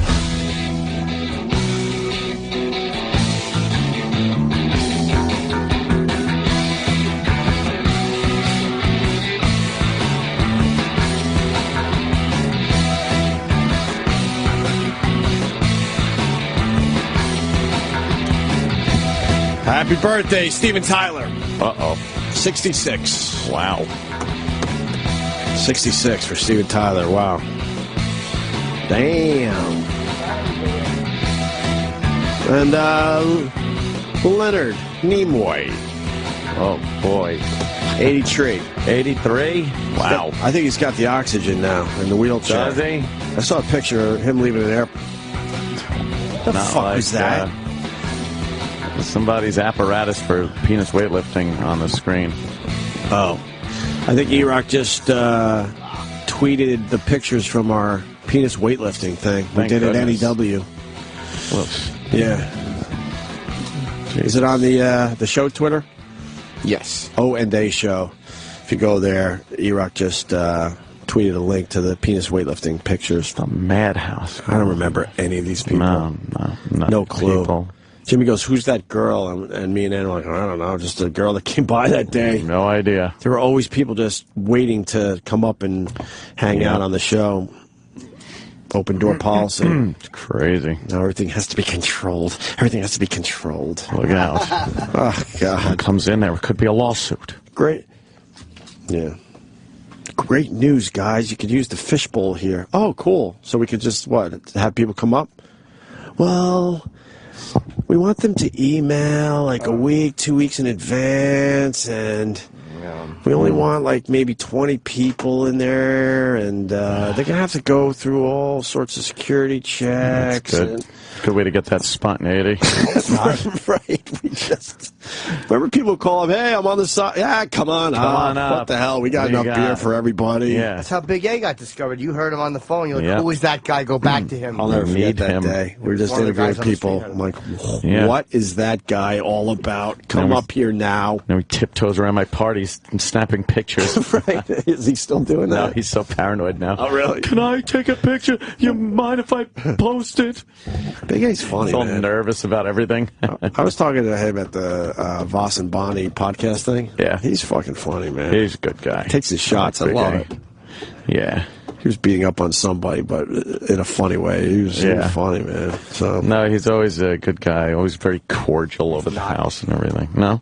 No. I don't like him at all. I would like to try to figure out how we could get more people up here to do shit. I know. That would be great. We gave up on that with the Couch of Zilches. The old regime. Yes, remember? The Couch of Zilches. We wanted the Couch of Zilches. Zilch. Couch of Zilches. Oh, boy.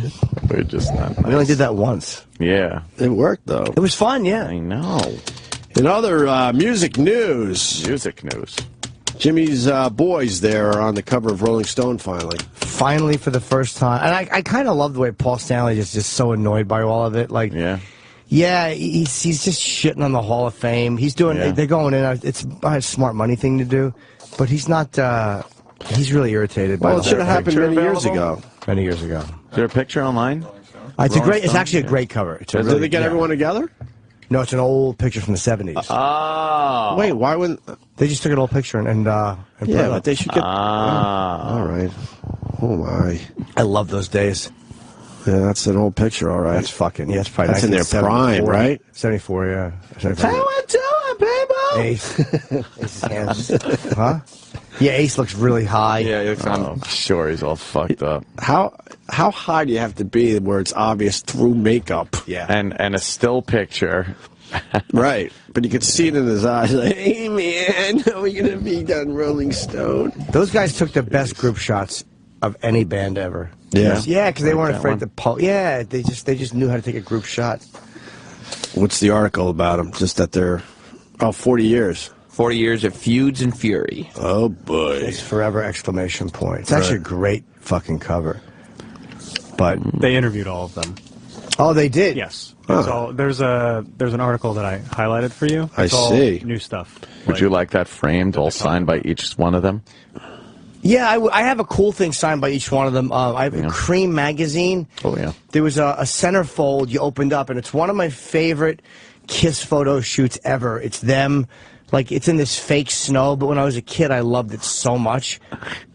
Yeah. Yeah. In fake snow. Can you find that? Kiss in Why fake. are they doing that? I don't know, but it was the 70s, man. It was great. Groovy. And I had them all sign it, and I want to frame it. I love it. You were 1 year off on the picture. Not that it matters. Is it 74 or 75? 75. Oh, okay. No, you were right there. You were right there, man, with it. Yeah, see if you can do the image search. We should find memories. I keep thinking about Ace and Peter, Simmons admits in this article, Jimmy. Okay. What are they doing now? Where are they? It's got to be close to the end. How do you make any money? How do you pay your bills? Wow. Even Stanley and Simmons have had their differences. We've always seen each other as brothers, says Stanley. What we seem to be at odds at is how you treat your brother. Gene's priority, by far, has always been... moolah. Marketing? Any other guesses? Bitches. No, I'm just saying money. You should get this one. Oh, chicks. I can't believe Paul Stanley saying this. Chicks? What we seem to be at odds with is how to treat your brother. Gene's priority by far has always been chicks. Any more Himself.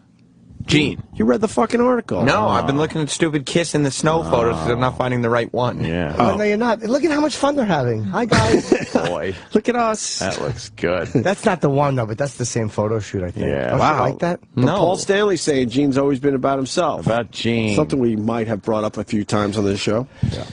And he's not one to let anyone else's feelings or contributions get in the way. Wow. Asshole. That's a pretty good shot from Paul Just Stanley. an asshole. It's like Paul Stanley book. He's got a new book coming out. Oh, yeah? And I'm dying to get it because I want to interview him for my Boneyard show, and I'm not getting the book. Rent Boys? No, it's not the book. Oh. They explain why they're not playing. Okay. You want to know? Yeah, I would love to. Stanley and Simmons offered to allow the former members, we're talking about Peter and Ace, obviously, to jam with Kiss's current lineup, featuring guitarist Tommy Thayer and drummer Eric Singer. But Ace and Peter found that proposition deeply insulting. It is. I won't be disrespected, Peter Criss says. How could you put me in the Hall of Fame and then tell me to go sit over there in the corner while another guy puts on my makeup and plays? That's an injustice to the fans, too. Why the fuck would Gene and Paul, and you know it's Gene, why wouldn't they just tell the other guys, look, Hall of Fame, this is because of the shit that we all did. Right. Let's play. And not... The original lineup put him on the map. Oh, that's fucking It's Paul, too, though. It's not just Gene.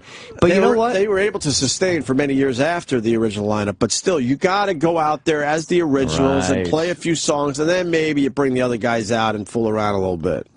I think it's also because they just had announced a big tour with Def Leppard, and Kiss is doing Fallon, I think, like the week after. And I think they want to put not too much focus on the old, and this is, I'm guessing, the old band because they're on tour with the new band. Oh, Gene. How do you like this guy still, Jimmy? I love him. I do know. love him. I don't know why you still like this guy. I don't know. Gene Simmons counters. Don't you think that's a good point by Peter Criss and Ace? Of course. Okay. It's a stellar point. I think it's a very good point. Yes. And I don't think there's any... I mean, there's a little venom, but I think they're making a good point. I'll say it again, right? Yeah. Simmons counters that Freely and Criss no longer deserve to wear the paint. Why? Why? They all made their bones in that makeup. Why? You ready to hear this? Yeah. The makeup is earned. He is such a douchebag. He's an asshole. I don't like that phrasing. He's just a douchebag. He's a fucking asshole. The makeup is earned, he adds. Just being there at the beginning is not enough. Oh, really? Oh, yeah. And if you blow it for yourself, it's your fault. You can't blame your band members. Oh, look what happened to me. Oh, poor me. Look at my little violin. I have no sympathy. That's all Gene Simmons. Yeah.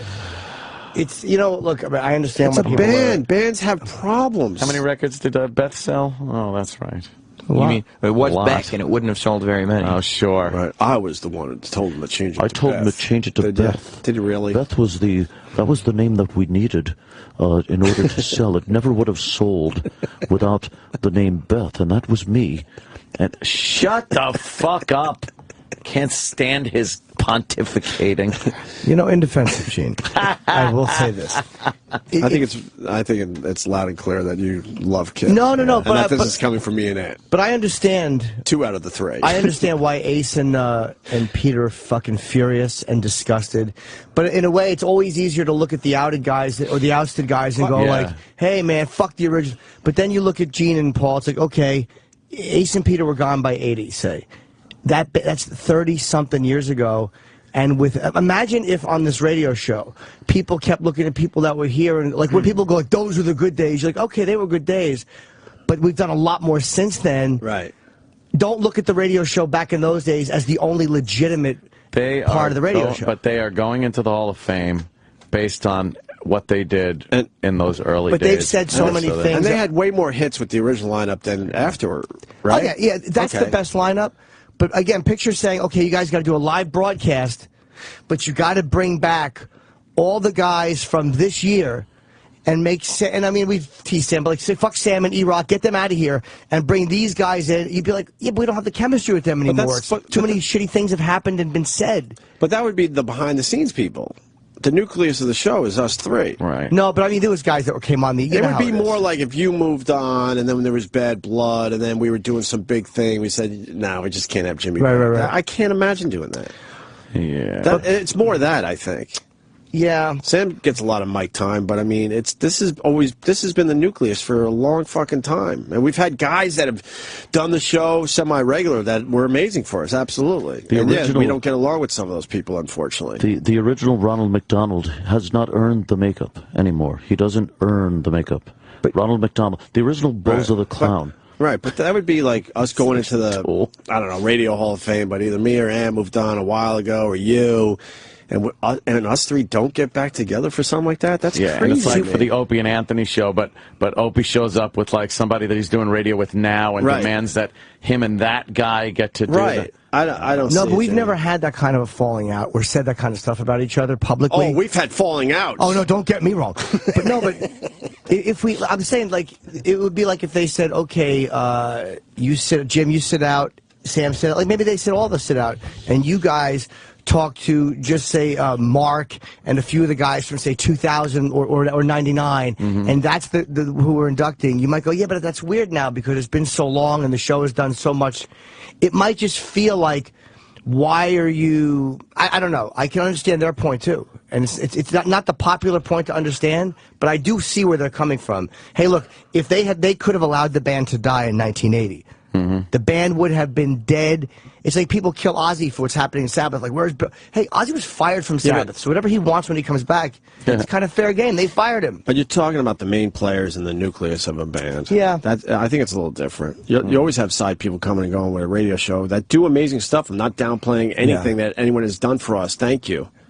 I give you a big thank you. Continue to hate. I don't give a fuck. Thank you for what you have done for our show. Continuous success. But, I mean, you know, it's the nucleus we're talking about here with KISS. Yeah.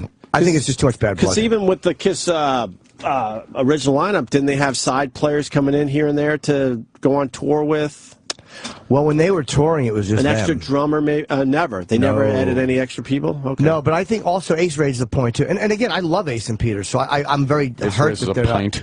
What's that? Ace raises a pint. And I'll tell you, we're lucky enough to know these guys pretty good. We've talked to all of them over the years, numerous times. And for me, Peter, Chris, and Ace Frehley were way cooler than Gene and Paul. And Paul wasn't even that bad, to be honest with you. That's true. But I think, I think Peter and Ace are just way more down to earth and just extremely cool guys. Yep. I want to know, Ace said, like, every time there's a reunion, what happens is the four of us get together, and then the fans don't want to see Eric and Tommy. They want to see Ace, Gene, Peter, and Paul. So what happens, and Ace said it, they don't want to open that can of worms. It's like, that is the way, when you see the four of them up there together, all you want to see is them playing. Right. And then and they sold, Ace and Peter, in fairness, did sell their rights, or at least their makeup things back to KISS. Right. They didn't have to do that. They could have said no, but they did it. I'm not just throwing away the current members. Yeah. But when you think Rock and Roll Hall of Fame, they try to get the original guys. Yeah. They start with that. They've done this in the past. They start with those guys, and then they maybe add other people that were involved with the band. I think it's just crazy to me to have KISS go in and Ace and Peter are not playing with them. That's ridiculous. I honestly would prefer to see the new guys in newer makeup. Like, I would be much happier with KISS if, like, Tommy and Eric were in different makeup. I would still think they're a valid band and valid contributors because they're doing new music. I don't need to see Peter and Ace's makeup.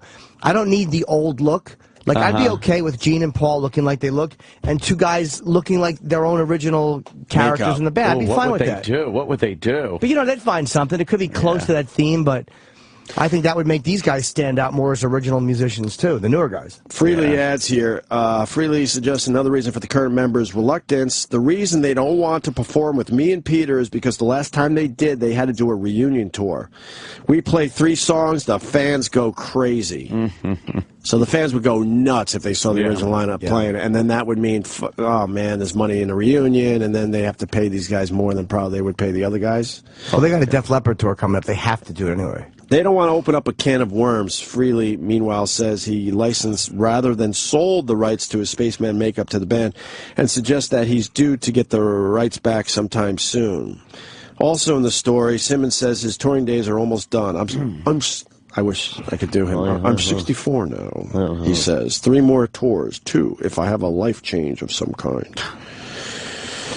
He'll continue doing this. Of course. He loves the money. He does. Money.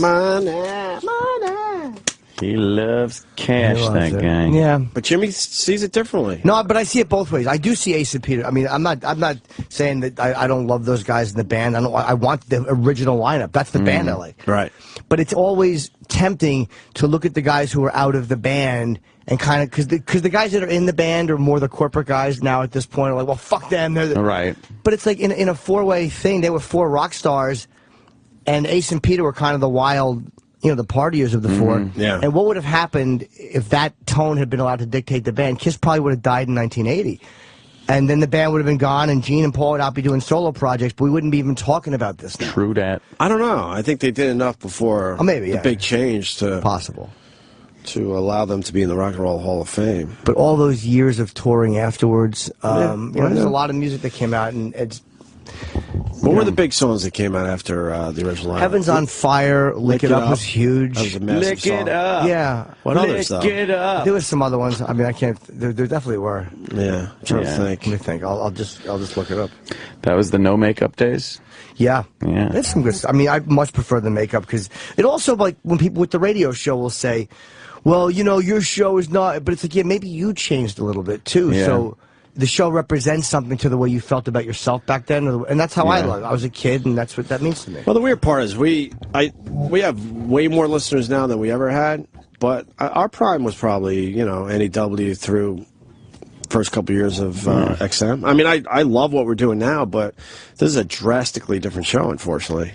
Oh, yeah. I would love to be doing a completely different show than this, but our hands are fucking tied, I'm telling you. Our hands are tied. At least we've been able to kind of, adjust and reinvent ourselves a little bit, but the prime was, man, all that beer and shots and girls and nudity and just every day we didn't know what the hell we were going to do next. Now we have to just talk and hopefully be clever, funny, and thought-provoking. Tears Are Falling was a big one. Oh, All Hell's sure. Breaking Loose was a big song. Yep. God Gave Rock and Roll to You, which I never loved, but Heaven's on Fire, Lick It Up. I mean, they had a few big songs. What was that disco song? That was I Was Made for Loving You. That was off Dynasty. I was made I like that album. I like that song. I do too. I liked it. Oh, 2000 Man was on that, the Stones song. Yeah, I liked it. Yeah, a little disco-ish. Disco Kiss. But I still like this. And Paul Stanley, fucking phenomenal voice. Can't say Paul did a great voice. This is hilarious, though. It's like, we'll just do a disco tune. They'll play it in all the discos. But they pulled it off. Other bands tried to do this shit, and it didn't work. Rush with their rap song. Oh, yeah. Trying to think of others. Sure, there's a lot of other examples. I want to give it all to you. I want to give it all to you. Boy. Sounds like John Travolta almost. Darkness. But Paul's kind of saying a lot of shit publicly now, which it usually was just Gene doing it. Yeah. But Paul, it's not just Gene. Paul is It a was part Peter of this. Chris's book. That was a doozy. I think, and Ace's book too. I think pissed them off Both of them, yeah. They both had some stories to tell. because they were always more diplomatic than Peter and Ace. Like when they would trash him, they partied too much. These guys are getting specific. Oh, are they?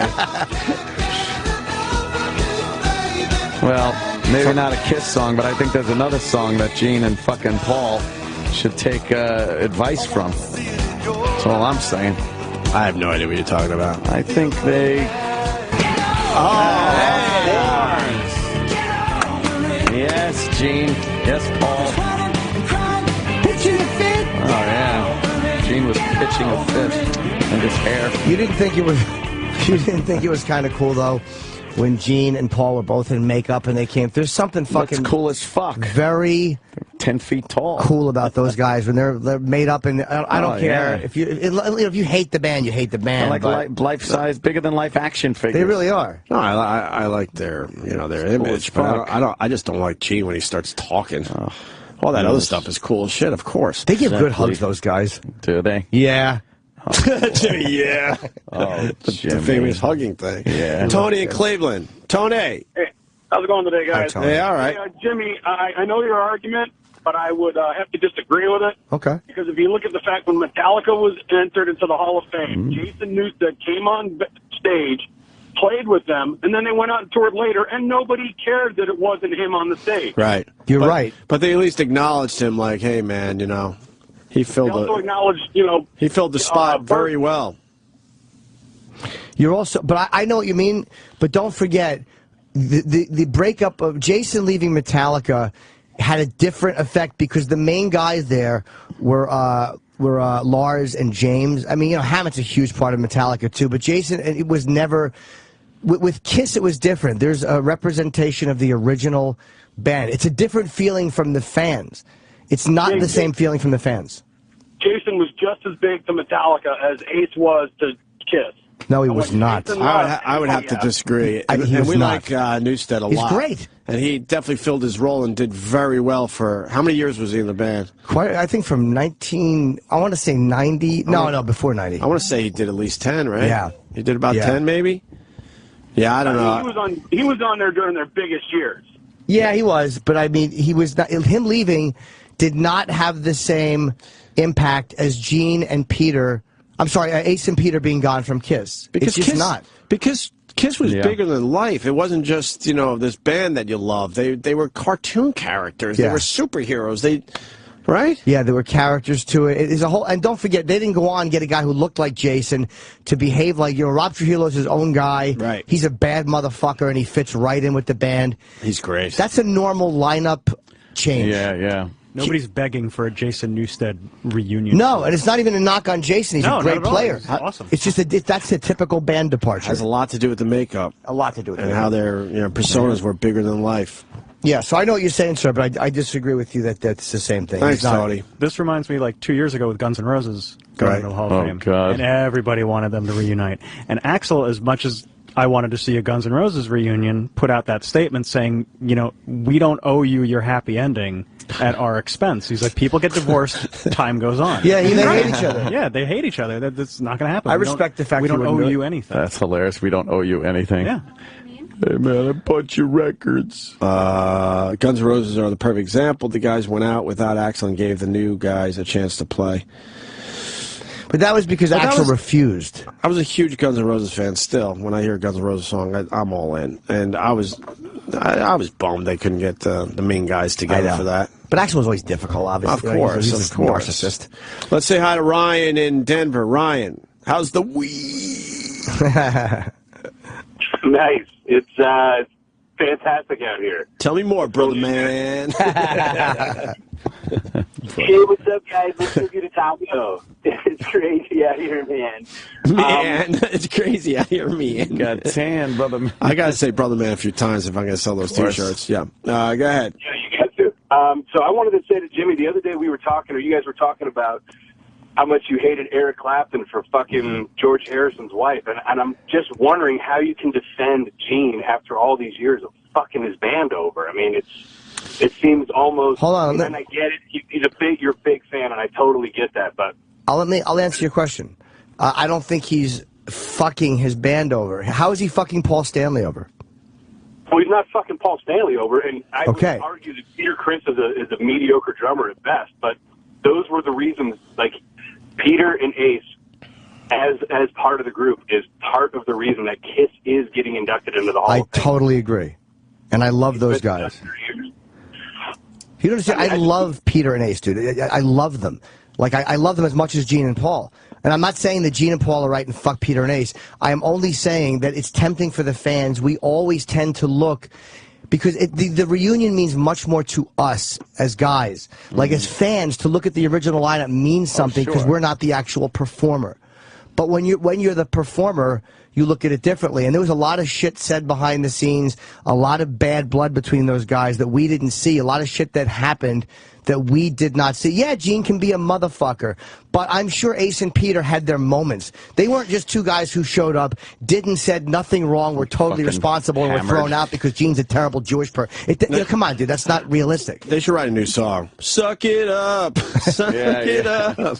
You know what I mean, dude? It's tempting to see that like that as a fan, but that's, I don't think, realistically business-wise. But it's just, the Rock and Roll Hall of Fame is strange. Because when you love a band, you know, name a band, you know the lineup you like from that band mostly. Right. And what would win as far as, you know, some kind of I don't know. I'm starting to think now, fuck it, because it's the Rock and Roll Hall of Fame. Why is that so coveted and holy that a band should get together when they have differences? Fuck it. Yeah. I've just changed my opinion. There you go. I started getting caught up in the whole thing like, oh, it's the Rock and Roll Hall. Who gives a shit? I've never even gone there because it's so awful. And Paul is smashing the Rock and Roll Hall of Fame on fucking Twitter. Right. He's going like, because somebody tweeted something, and I put, I'm just happy Kisses in Rock and Roll, on the cover of Rolling Stone.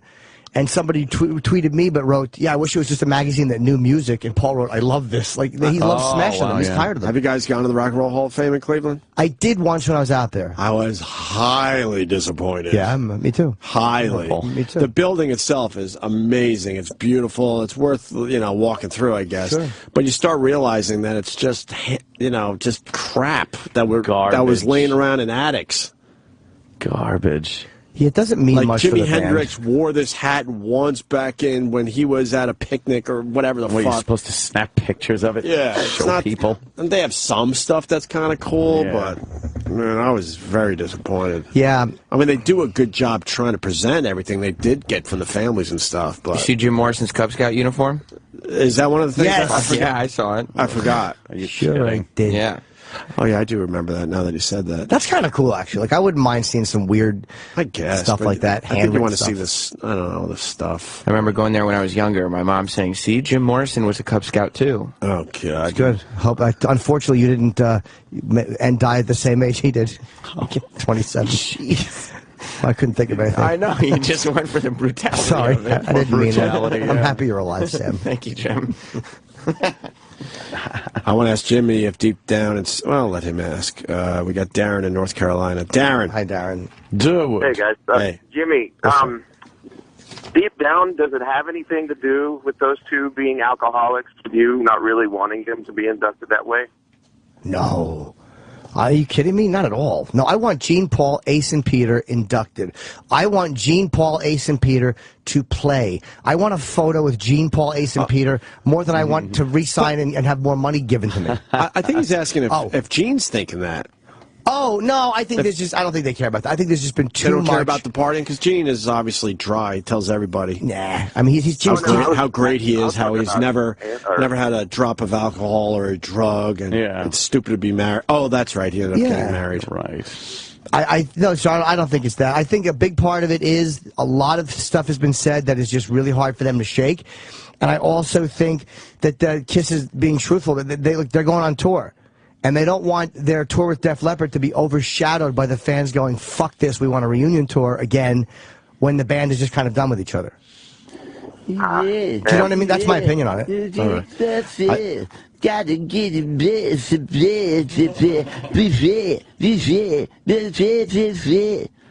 That's Def Leppard. That's Def Leppard. Yeah. I was going to say, to wrap this up. I want a reunion tour more than I want anything. Yeah. Oh, I think Kiss is going to be the first franchise band. Yeah, I think you're right. Man, also, because after another reunion tour, after the Rock and Roll Hall of Fame, now what? You got to start thinking, but if you reinvent the band with all brand new young fucking guys in that makeup, franchised out, I think that would be a hot ticket. A reboot, a Kiss reboot, a complete reboot where every single one of those guys are gone, and then maybe every once in a while, Gene has a cameo at a concert or something. Oof. How cool would that kind of be cool? But they got to get the right people. They got to really figure that out, or it could be a bust. But if they do it right, then it would go on for another 15, 20 years, man. Just keep doing it. Right? All right. Yeah. I think that's it for... Oh, and then dumb Diddy. Ugh. Why is this news? Hey, why is this news? Who's Diddy? I don't know who Diddy is. Who is Diddy? Diddy I'm a Puff Daddy fan. now. A Puff Daddy, I like. He has changed his name back to Puff Daddy. Come on. Well, there's a lot of controversy there. Why? Because he tweeted out, technically, he never officially changed his name to Diddy. He's always been Puff Daddy. And then started the hashtag Diddy or Daddy. So he wants everyone to get involved with the name thing? That's right. Oh, really? Oh, no. Have fun with that. Take that. Oh, God. Bad boys. He is terrible. Diddy Dirty Money. His decision to readopt his old name comes just before the release of his first album in 4 years, MMM. Of course, he's trying to fucking... What's MMM mean? Let me find out for you. I'm not sure. Roman numerals? Is this? I don't know. Roland, when am I getting my Paul Stanley book? I want to read it so I can interview him. Please. Please. Oh, boy. Puff Daddy. There it is, the hashtag Diddy or Daddy. That's right. Or Duty. I choose Duty. Just call him Duty. Yeah. All right. Does anyone care? I don't know what MMM stands for. Yep. Does anyone fucking care? I do. Oh. Does anyone Diddy remember is laughter? I'm about to find out. Oh.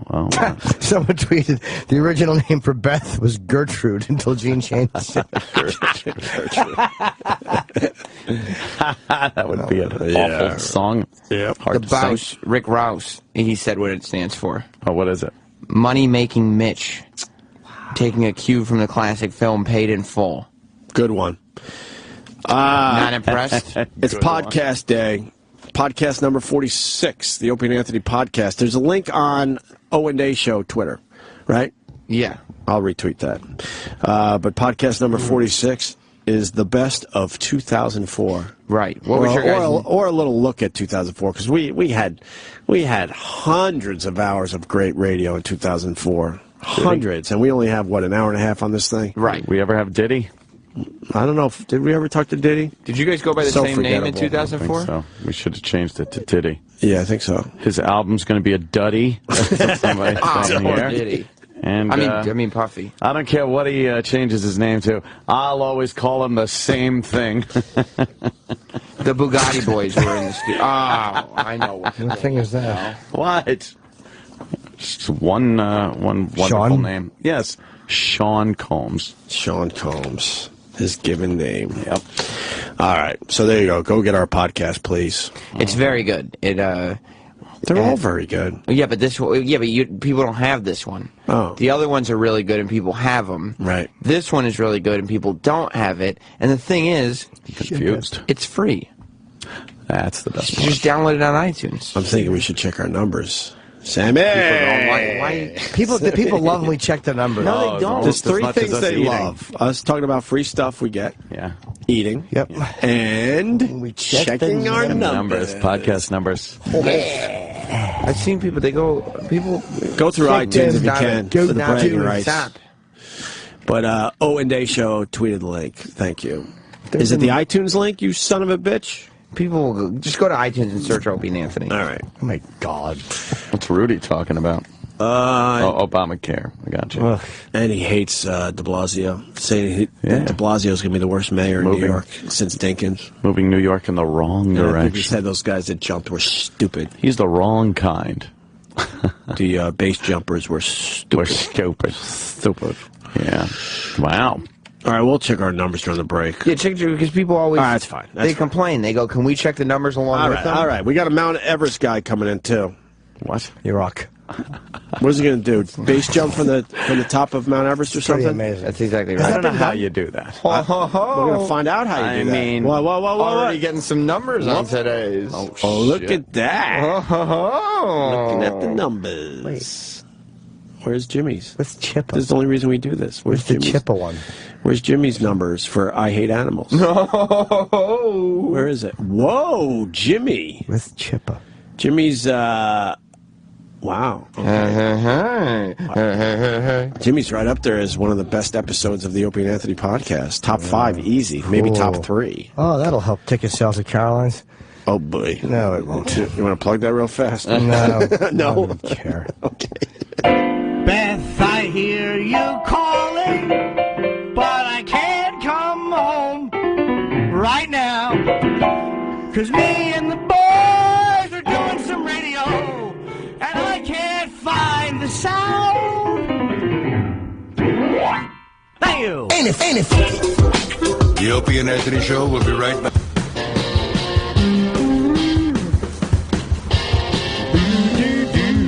Hope you're having a good morning, whoever you are. All these years later, I just find it extremely strange to talk into this and somewhere someone's listening.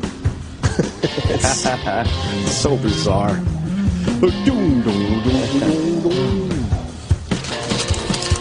What else we got going on today? What is in the old snooze-a-rooney? I want to thank Obama. He's on the front page of the paper today. Yeah. My greatest fear, Manhattan nuke. Thanks. Yeah, a little atomic bomb in New York. That's in the back of all of our minds. Anyone that lives in New York, anyone that lives around New York, Long Island, Staten Island, you know the places. We all have it in the back of our heads. We didn't need to have the president say it. Well, this is our very contradictory president of the United States, Barack Hussein Obama. Right. He brings this up because a question was posed to him by the press. It said, hey, Romney, during the debates for president, said that our biggest geopolitical enemy or concern is Russia. And now, and then Obama said something like, the 80s called and want their foreign policy back. Right. Look out. Oh, snap. But then it turns out Russia, trying to annex parts of the Ukraine, and it doesn't seem like he'll stop Putin. He's got the world by the balls right now. He knows the United States is weak leadership. Military's being cut like crazy, so there's no real threat to him. Right. So Obama was asked, hey, Romney said that Russia is a problem. Do you agree with that now? And he's like, well, they're kind of a regional thing, Russia. Like, kind of blew off the whole thing that he's annexing part of the Ukraine. And then, after all the shit he said about Al-Qaeda not being a threat during the election, and then he says, well, our biggest problem is a nuke in New York City. Right. So, what does he mean? Which one does he mean? I don't know. Are we still under the threat of Muslim fucking terrorism, or not? And is Russia a big problem or not?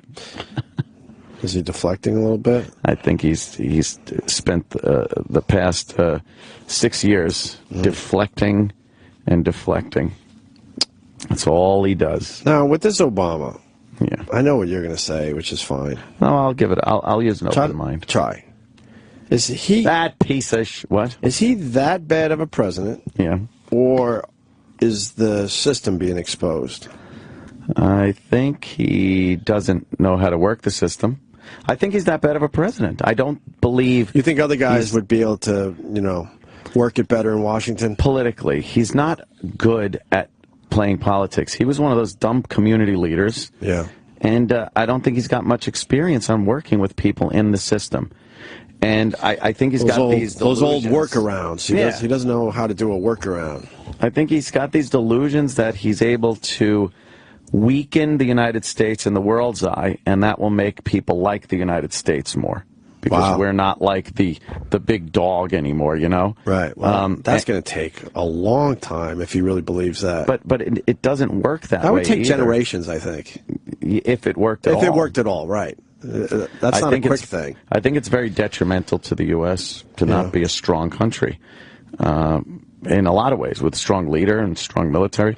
I mean, you look at what Afghanistan and Pakistan has been doing, shenanigans on us of late, and it's one of the biggest reasons is he doesn't have any lines of communication open with these people. Right. It's just kind of, he's not a strong leader, and you could talk about what you could do after Putin does his things. And it's like, well, you can't really do anything. You could put sanctions on him and whatnot, but what are you going to invade? No, obviously. But the point is to not let him get to that point in the first place. And to do that, it takes very strong leadership, and it's not so much us. We're not really affected as much as our allies are in Europe. They see shit like that, and they're like, oh, great, the Soviet Union breaks up. We go from Warsaw Pact country to NATO countries, and you guys don't seem to give a flying fuck what this guy does anymore. Right. So it just looks bad.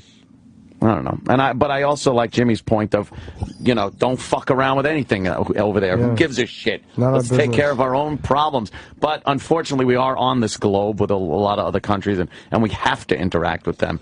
In I some want the way, old shape, or Soviet Union. I form. really do. I want a powerful Soviet yeah. Union. I like the fact that the rest of the world has such a hatred of the U.S. Yeah. It's okay. Let them do what they want. Now you guys will go, Then oh, you deal right. with them. Yeah, you deal with them. You don't want to be nice and deal with us. You deal with them. You deal with the Russians. Yeah.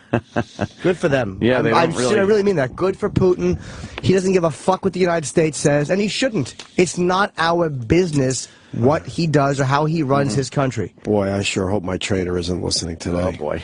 He's from the Ukraine. He sees it very Ukraine is differently. weak. Well, of course he does. He's not happy with the situation. I don't blame him. Oh, boy, I'm going to tell him it was all Jimmy. Yeah, but you nodded. Even now, look at Opie's nodding and smiling and pointing at the fucking trainer's picture. Yeah. He's from the Ukraine, and boy, he's all in. He's Ukraine. He is all in watching what's going on. Yeah. See how much of the Ukraine will be left. I'm learning a little bit about the Ukraine through him, I guess. I don't know. I think the West is better than the East or something, according to him. Oh, yeah? Or is that because he's from the West? That's probably why they love saying that. Oh, it's much better. Yeah. What does this have to do with emu eggs, though? Emu eggs? What are they doing with those? The restaurant community is getting just bored. Are they? Because at this point, every day they're finding stuff that we decided a long time ago we don't want to eat. We didn't want to eat it. And now they're bringing it back to say, no, man, you got to give it another try. Great stuff. Yeah, it's awful. It's big, blue, and being gobbled up by adventurous diners. Introducing Emo Eggs, New York City's latest dish du jour.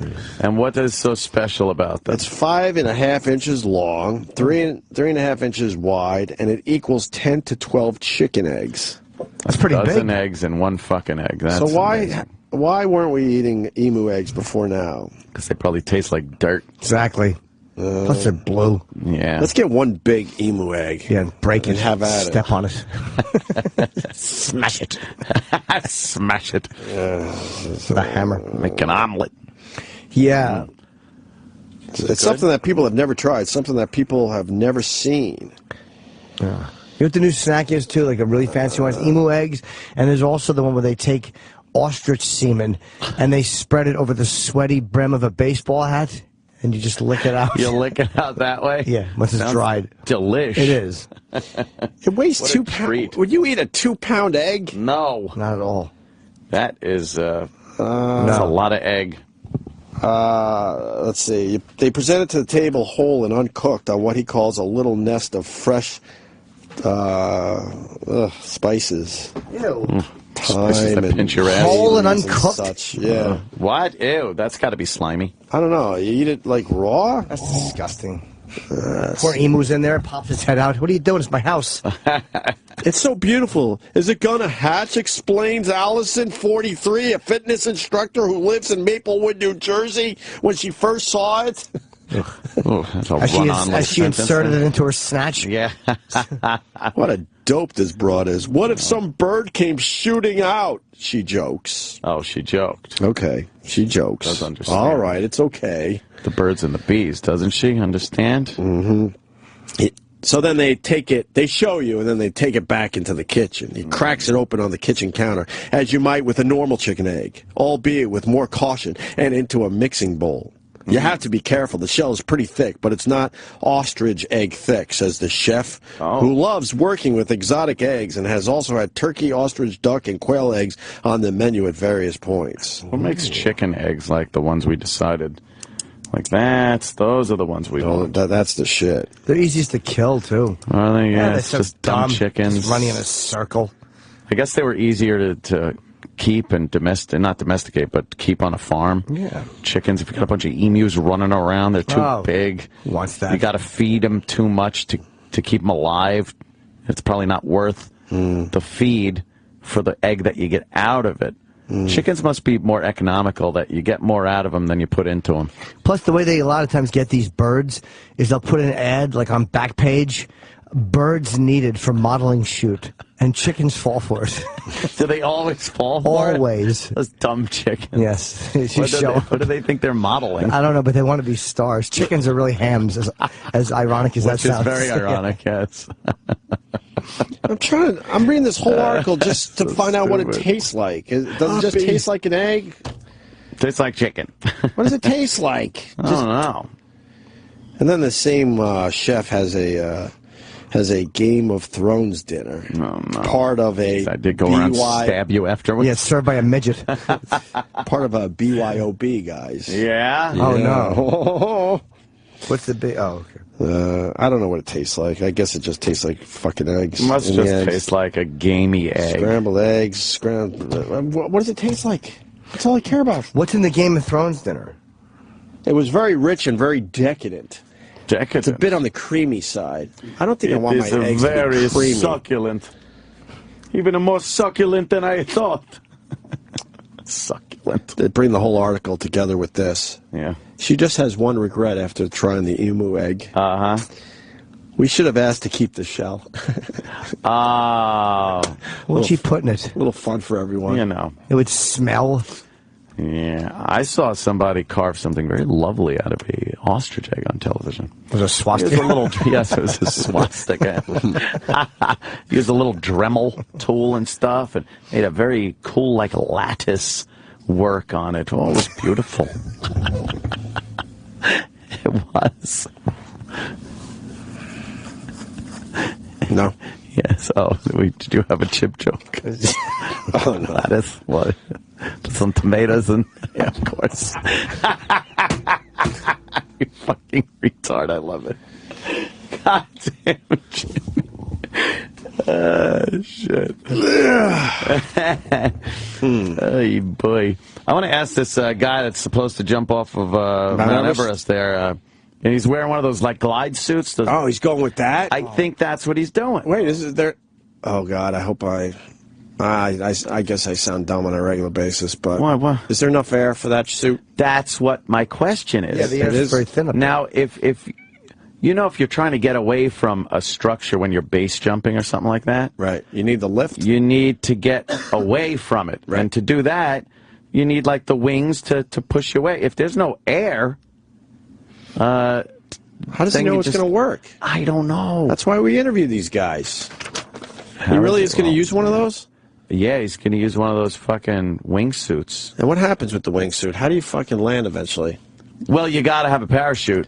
Yeah. But you can increase your the ratio of forward movement to down movement. Who figured out the wingsuit? Someone had to try it for the first Well, you're time. still falling a lot faster No, I know. down I than get you're it. going forward, Right. but you could really get some good forward speed. You've seen the wingsuit videos on YouTube, right? Yeah, where they come sick. flying over the guy's head? Yeah. How the fuck they figure that out? I don't know. Or going through like a chasm. or something? Or cutting real close to the side of a mountain. And they know they got it? There's better. one where his friend's waiting down the hill and he's got the camera and you see this fucking thing go flying over his head. It seems like a couple feet tops. He's going. It looks like 100 miles an fast. hour easily. Can you find that one? I know that's all I got on it. How many bad wingsuits were made? Guys just splatted at the bottom. Yeah. Giant feathers. They could be very dangerous if you you'll have one arm out and the other one in, and you just start spinning to the point where you'll get knocked out because the blood flow will fly up to your head. Like, just because you're wearing that doesn't mean you don't have to pay attention to where your arms are and your legs. How do you get the suit open then? Oh, I've seen this one. The one that goes horribly wrong. Oh, shit. He was fooling around doing some gymnastics and then... he was on like a parallel bar. Right. Oh, it's real. And the whole thing broke. Did that guy die? Did he? I don't know. No, chute opened. So why was the other guy on the ground crying if everyone was all right in the end? That's probably why. He rigged this so the guy would fall. Yes. Let me say hi to David in Boston. David. Hey, I just want to make a comment about those exotic eggs in those restaurants. Yeah. You know I am? Yeah, you know why they don't serve duck eggs anymore? Why? Because the shells are too hard to quack. Ah, gotcha.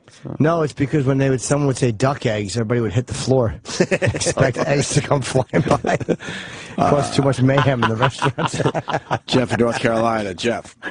Hey, we were out in Arizona, and then there was like an ostrich farm out there, and some one of the places served like ostrich omelets and stuff like that. So I had some and it's very light and delicate. It's very fluffy, airy. You know, it's very tender. It's delicious. You know, the Probably taste prepared the right way. But have you had ostrich meat yet? Yeah. I have. It's amazing. Have you? No. I would assume you would have by now. I've never had ostrich meat. It's some of the best steak you could ever eat. The best is when you coat your hand in sugar, and then you have an ostrich shit into your palm. Jesus, Jimmy. What the fuck? You're not. Why would he do that? You're not going into the Hall of Fame with us. Fuck you. Why would he do that? It's just it's a delicacy. Jesus.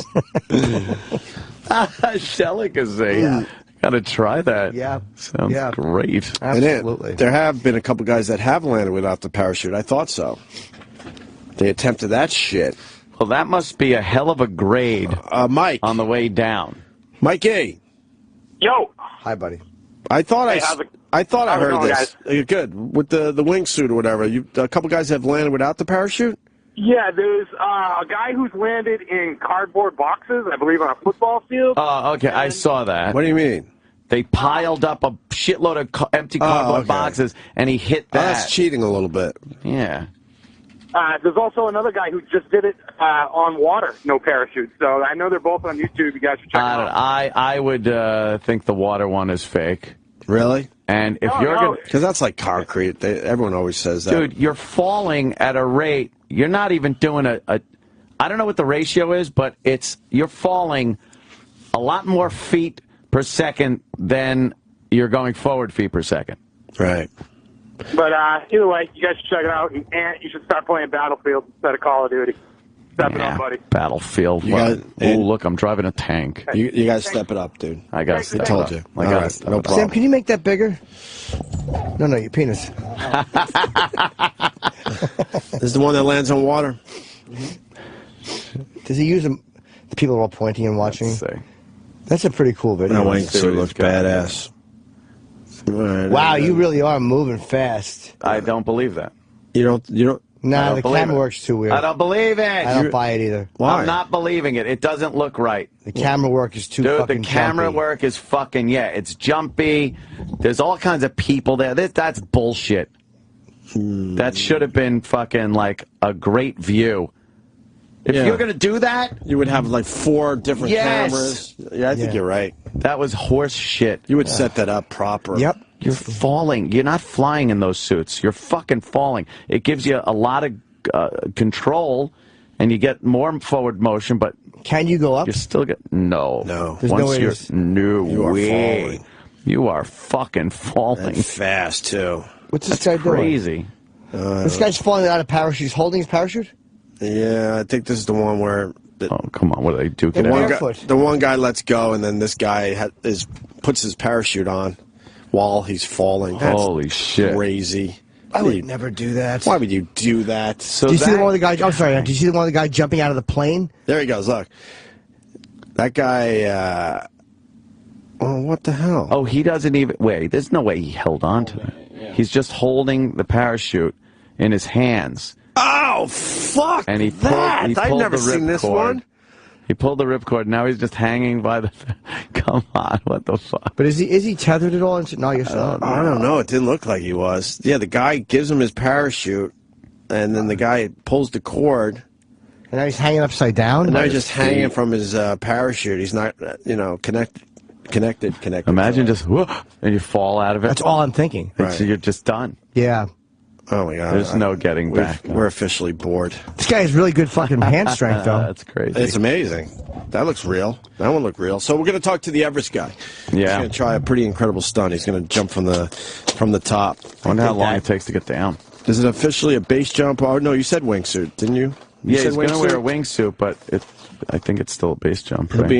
He'll be in studio in about 20 minutes, 30 minutes. So right, correct. Yeah, we'll see. Yeah, we'll ask him questions. You heard about the girl shaving her head? What'd she do? Oh my God, how annoying is that school?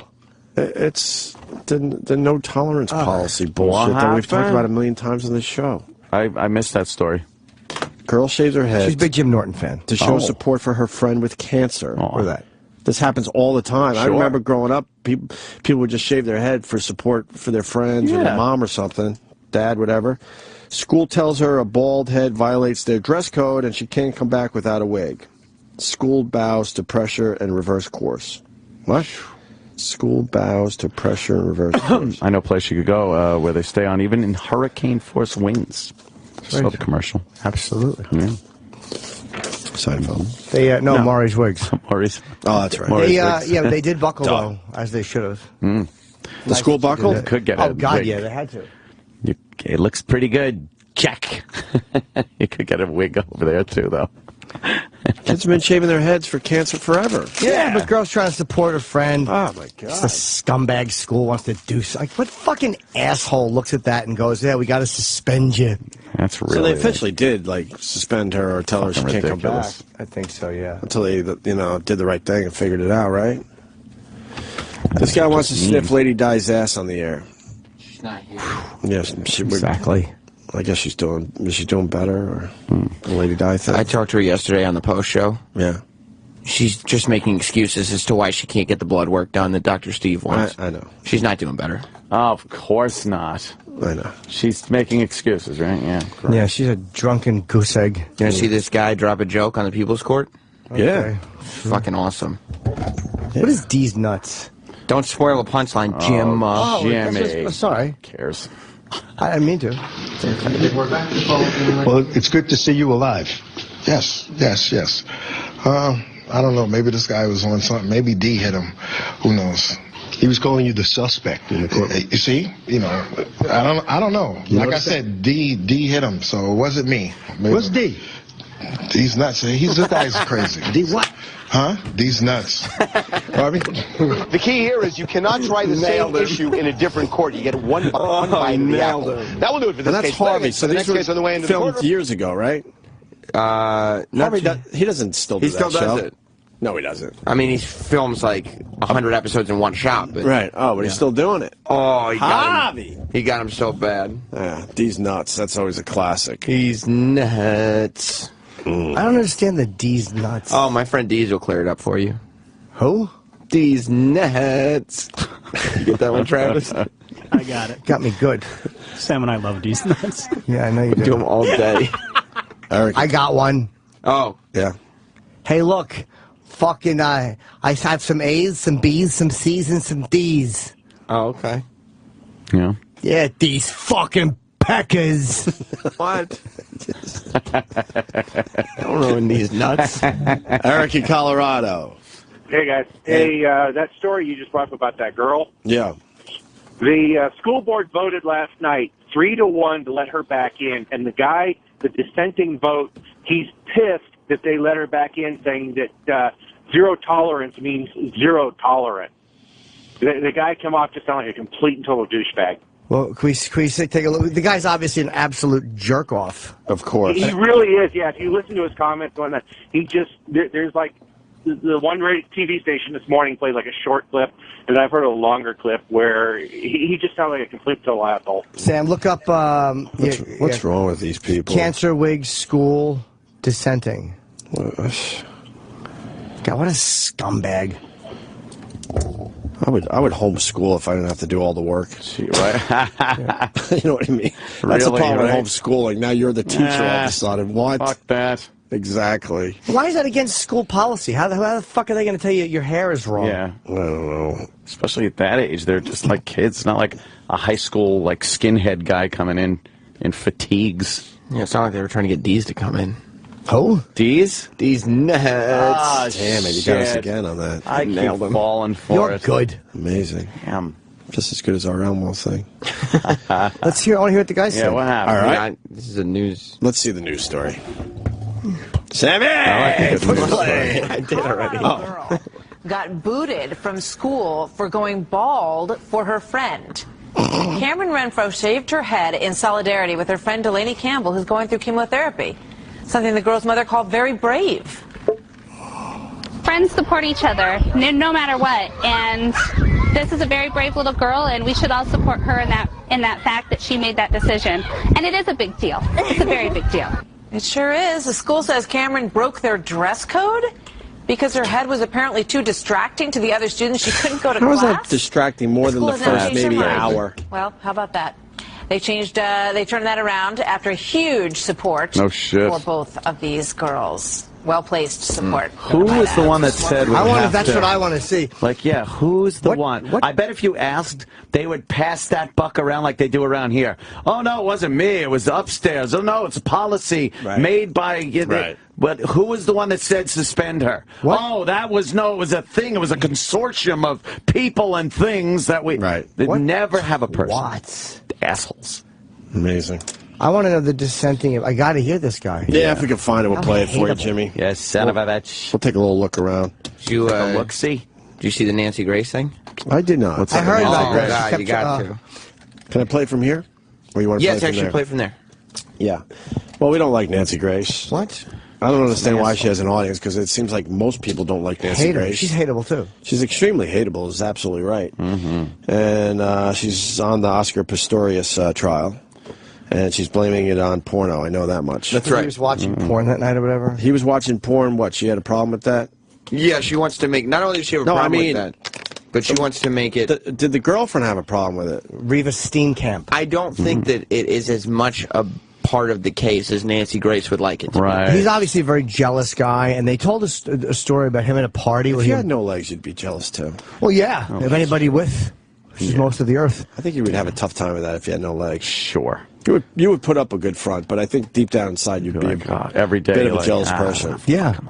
You got a hot chick like that? Yeah. Right. He's got legs. Especially if she compliments people's legs. Oh, yeah. Like if she's always looking at people's calves in magazines. Oh. Look, that guy's got nice toes. Yeah. Oh, and she looks at your spatula feet, breaks out the Pam.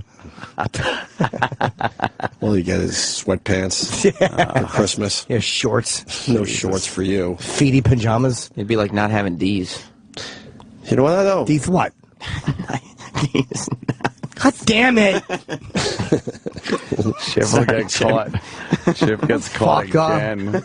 I gotta say it, though. You see it more and more. That fake leg is badass. Yeah. It's pretty amazing what they've been able to figure out. When you watch that guy run with those fucking... Not the spatula legs. No, when you watch him run with the attachments. spatula legs, it's amazing. Right. But yeah, they're making ones that look pretty good. Yeah. But they figured out how to make the knee, the fake knee move naturally, and the ankle even. Pretty There's a roll to the walking now. Yeah. It's pretty amazing. This is what Nancy Grace had to say. Somehow using his cell phone at 1:48 in the morning. Why is that look for porn, Dan. Porn. Well, okay. Whatever it was for, though, he was claiming that they were asleep in bed at 10 p.m. that night. Can you imagine waking up to that voice? Are you awake yet? There was porn. Oh, that's a horrendous voice. Horrendous. Did you hear her try to sneak one in at the end, too? Porn. Porn. There was porn. What a fucking Rub prude. my feet. Oh, Jesus. Meanwhile, she showed her big tit on national television. Yes, she Remember did. when her filthy nipple came out? Yes, when she was slutty nipple. Dancing with the stars. Yeah, what type of behavior is that? As much as I hate her, I don't think that happened. I don't think she meant for that to happen. Maybe she didn't, but she should have. She wasn't cautious enough. And who the fuck was actually turned on by that? Look at that right look there. at that. Look at that. Look at that. Look at that. Pornographic nipple. She didn't cover it, did she? No. Apparently not, because it's showing. That's probably what that dude was looking at on his phone. Porn. Oh, my God. Would you do that? No. Oh, God. No way. She is What a fat pig. Oh, she's just fun. She's a man. Porn. She continues here. Dan, Nancy, we thank you both. I noticed neither of you want to touch it with a 10-foot pole that he was up trolling the internet for porn just before he kills her, but I'll save that for another day. Actually, Nancy, we just have to get to the weather, but we want to thank you for joining us. So, Stupid slob. What do you mean they didn't want to go with that? Whatever. What do you think, that's risky to talk about porn being a culprit? Right. I think every single human being looks at porn. Not Nancy Grace. Oh, God damn it. I got to tweet her. Tweet-a-leet-a-leet. Nice. Leet. I like your tweets, Nancy Grace. I live for them. They are I wish you wouldn't hold back as much, though. No, I want her to like me. You gonna get on her show? Yeah. She is so consistently wrong with every case. Yeah. It's fantastic. I found the name of the guy who voted against letting that girl back in school. Oh. His name's Bill Newcomer. Newcomer? It's not. Yes, it is. I swear to God. There's no way. It's a Newcomer. And what is? Remember, Bill Newcomer cast the dissenting vote, saying his decision had nothing to do with the girl. I believe Caprock has a mission and a vision, and that mission and vision elevates critical thinking and puts it above emotionally charged decisions. What a fucking hunk of It's not garbage. an emotionally charged decision. It's the right thing. decision. Well, hang on. We're only halfway through. Maybe you'll agree with the next part. All right. My fear is this sets a precedent and nudges us down a path that we don't want to follow. Oh, Slippery slope. right, because we don't have the moral courage to make a decision here or a decision there. It's Right. all or nothing. It's got to be Sure. all under one handy umbrella. Fuck. Are we done with that? Sure. Yeah. Sorry. I wouldn't hear him. I fucking hate the NFL. Yeah, they're Oh, terrible. did you you're reading about the? Yes. Yeah, I read The that. fuck are they doing? They're great. They're ridiculous. What the fuck are they doing? They're great. Fuck sportsmanship. I love when a team rubs it in the other team's face. And that isn't even bad. That's just What the fuck are they celebration. doing? It's celebratory. It's celebratory. Goalpost dunks. I did not see this before this very moment. It's a good one. Goalpost dunks will draw flags now. You know, a guy scores a touchdown, he goes for that goofy dunk over the goalpost with the football. Yeah, you grab it, slam dunk it. Why is that a problem? Who is bothered by that? I believe they have a problem with using the football as a prop in any way, shape, or form. They made a rule about it a while back, but this one kind of was grandfathered in, the dunking thing. Right. So then they just recently now decided, no, that's got to go too. They don't like They have the a reason for it. ball being used What's as a the prop. reason, What Travis? is the reason? The reasoning is that if you hit the goalpost, sometimes it will make the goalpost uneven. Oh, shut up. And That's there have not been the times- reason. And Sorry, this go is ahead. what they're saying. And there have been times, especially last season, where the game had to be stopped because they had to realign the goalpost. There's always a reason. Instead of saying, look, we're a bunch of babies. So now it falls under the prop rule, made which that. you could still do like the Lambeau leap. That was grandfathered in with the goalpost. What's the Lambeau leap? That's Where when they go jumping into the stands. Yeah, they do that in Green Bay. But other players are not doing it, but it started in Green Bay, where they jump right in and the guys grab you, hold you for a little bit, Well, give you a nice fucking- man hug, and then let you go. What are they making the goalposts out of? It's like toothpicks. Right. It's just paper. It's paper mache. it's paper mache. But if you're a kicker, when you notice it's a little off and go, okay, a little off, so I got just a little bit. It's still a goal post. The Yeah. post. I got to get it in between those two things. It's papier mache. Yeah, that was it. Papier mache. So many references. I know. So they're not allowing you to dunk it. Yeah. Using the ball as a prop or any object as a prop, whether that's the goalpost, the crossbar, that will come out. And that will be a foul next season. I love all that shit. Even if it's against your team, you respect it and love it. Take all the spontaneous fun out of everything. Let's do that. Because you know it's a matter of time before your team gets to shove it in their face. Yeah. I think sportsmanship's very important. Oh, Christ almighty. I think sportsmanship. Oh, Graham. Good for Graham. He's a saint. His name's Jimmy Graham. He's the one that really likes that dunking thing. He says, he tweeted Tuesday, I guess I'll have to lead the NFL in penalties next year. Oh, he is a saint. I hope he fucking does it, continues it. He must like doing Bad that. example to show the younger people in the country. Bad example for children. I wish you would shinkle about shutting the fuck up. Oh, man. He also tweeted a picture, a Photoshop picture of a referee jumping to block his attempt to dunk a ball over the crossbar. Did a referee really do that? No, it was Oh, Photoshop. okay. But then he later deleted the tweet, so obviously the team or that's somebody funny. got to him Yeah. and said, look, man, get rid of that. Yeah, tweet. again, don't fucking have any fun. Oh, God, it's unbelievable. It's a sport, we say it every time, where they're trying to remove each other's heads every single play. Meanwhile, the Jets just signed a fucking psychopath. Yeah, yeah, exactly.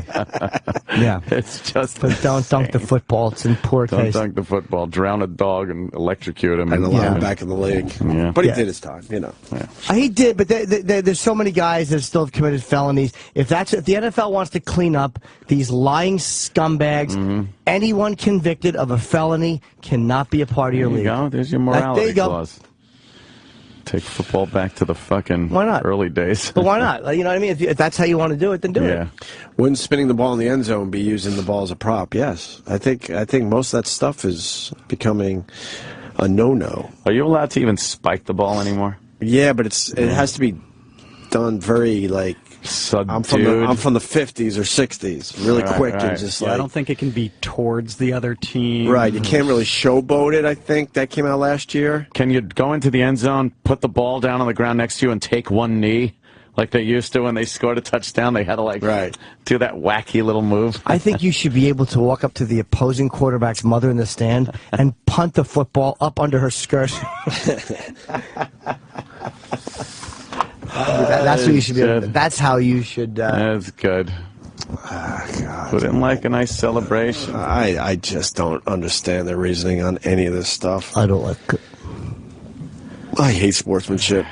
Because inside they fucking hate the other team and really love the fact they beat the shit out of them. But then they have to go on camera like, I got to hand it to my opponent. They came to play. Right. Well, we were the better team today. But no disrespect because they're a good team too. But what I'm saying here is that. Well, they're just fucking saying horrible things about them and their family. Of course. And I'm okay with all that. Jimmy Graham dunks the ball because he used to play college basketball. All right, I figured there was some kind of basketball connection there. Sure. What about this Dan Bio Bondi? This one. Who's that guy? He's just some guy. I think it's an internet radio show. He does like some conservative radio show. Right. Yeah. And it's in Rhode Island, I believe. And he was outside one of those senator meeting deals. And he got in the senator's face and was asking about the Second Amendment. And I thought the senator's response was very funny. Oh. Yeah, the Second Amendment shall not be infringed. You people need to understand that. Yeah, go fuck yourself. Comment, sir. Thank you. Oh, shit. What the fuck? That's the senator. That's the senator's response. Yes. What do you think? He's in House of Cards? Good for him, too. That's crazy. He thought that Guy's getting in his face. You should be able to say, go fuck yourself. He thought that was his Kevin Spacey internal monologue. Right. Talking to the camera. And meanwhile, it came out, to everybody. Oh, no. Oh. Let me Why don't you go fuck yourself? Right here in the airport. Yeah. You could fuck yourself right here in the airport. Steve the therapist. You guys were talking about the backlash that that young girl got because she shaved her head. Right. Well, at Haven Middle School in Evanston, Illinois, they banned leggings and yoga pants. And the girl saying that it was too distracting for the boys. Oh. It's probably true. There's a yeah. That look is amazing, man. Oh my God! At that age, everybody's walking around now with just the yoga pants on. No, I mean if you're a boy that age and you got your classmate girls wearing yoga pants, you're going to be fucking out of control. So you say ban yoga pants? No. Oh, good. What do we have to look at? No. You had no idea what the girl's body looked like until you took everything off and went, oh, wow, this is a nice surprise. Some of those Sassoon and Jordache jeans looked pretty good. Yeah, that did come out. That was pretty good. During our time. But yeah, we got a lot of baggy peasant dresses, and it was like skirts, like jean skirts and shit, and bulky, and right, 80s sweaters. Yeah, you just had no idea what the body looked like at all. Terrible. And sometimes, whoa, were you disappointed? Yep. Yeah. What the hell? What happened? Clothes come up, you're like, oh no, what happened? You look like you're a 12-year-old boy. What happened? What the hell? What are you petting this with? Yeah. Sure. That's bad though when you think they're 6. Oh God. All right. Thank you, Steve. All right, guys, punch it out. Take it. Yes. Remember the tiger that injured Roy of Siegfried and Roy? Yes. Yeah. Dead. Oh no. What happened? Never Dead. know what happened. Died of a broken heart. Oh. Dead. Is that it? He lived another 10 years after that mauling. Sure did. He was a hero in the tiger community. Yeah. Yes. He was 17. How old is that in like tiger years? I don't even know what a human tiger years is. or whatever. How do you do that? 156. He was 156. This tiger, huh? Beavis is so cute on the tile floor. I turn the heat up. I have radiant heat on the tile floor. Yeah. And he just lays down and starts doing this roly-poly thing all over the floor. Because he's in pain. You're burning him. This is adorable thing when I put him in the oven and load on low simmer. Aw. He's adorable. Believe me, I hope that your relationship with him ends the same way as this Tiger and fucking Roy. I don't want him to rip my throat out. You know what their story on the Tiger was? I'm reading that. They're delusional to this day. Yeah. Well, let me give you a few facts. Tigers live between 15 and 26 years when we have them in captivity. Oh. He was, Manticore was 17, but they did call him Monticore.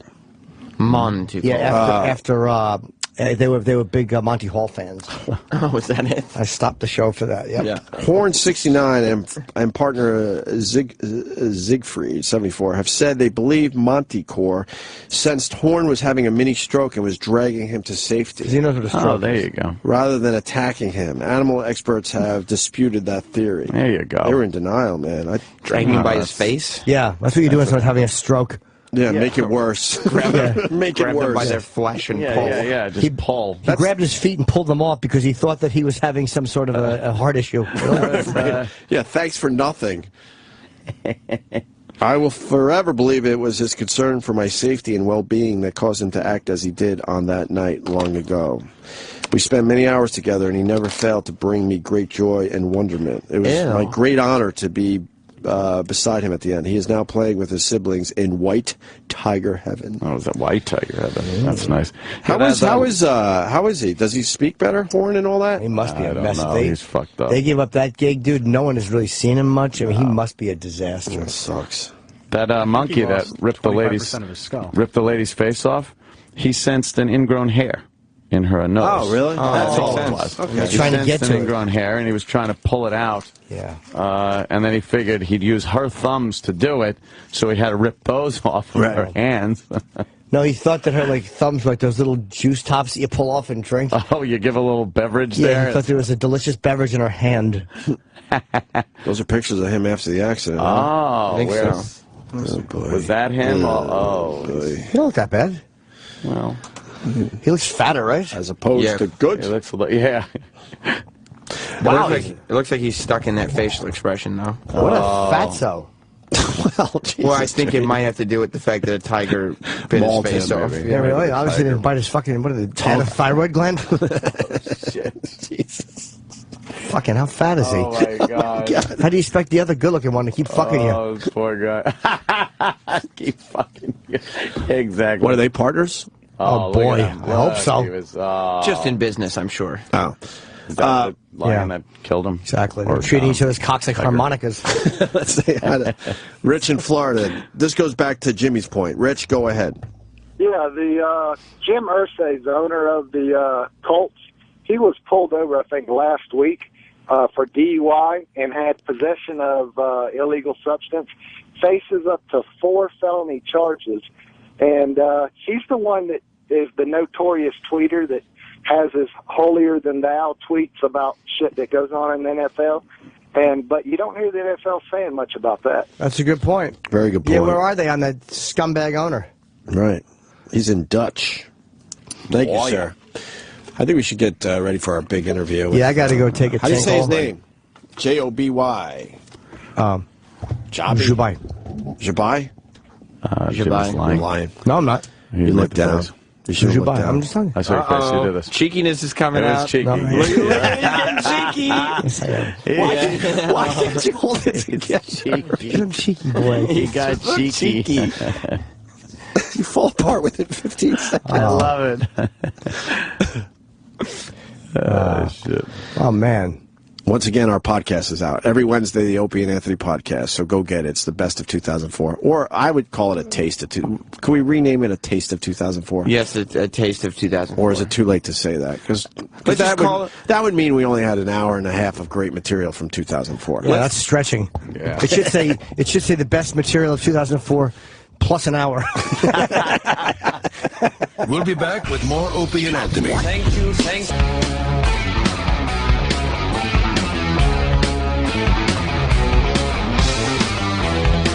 Jesus, Jimmy. Who fucking ruined that Uncle Paul bit? What do you mean? Who went in there and put all that extra shit in there?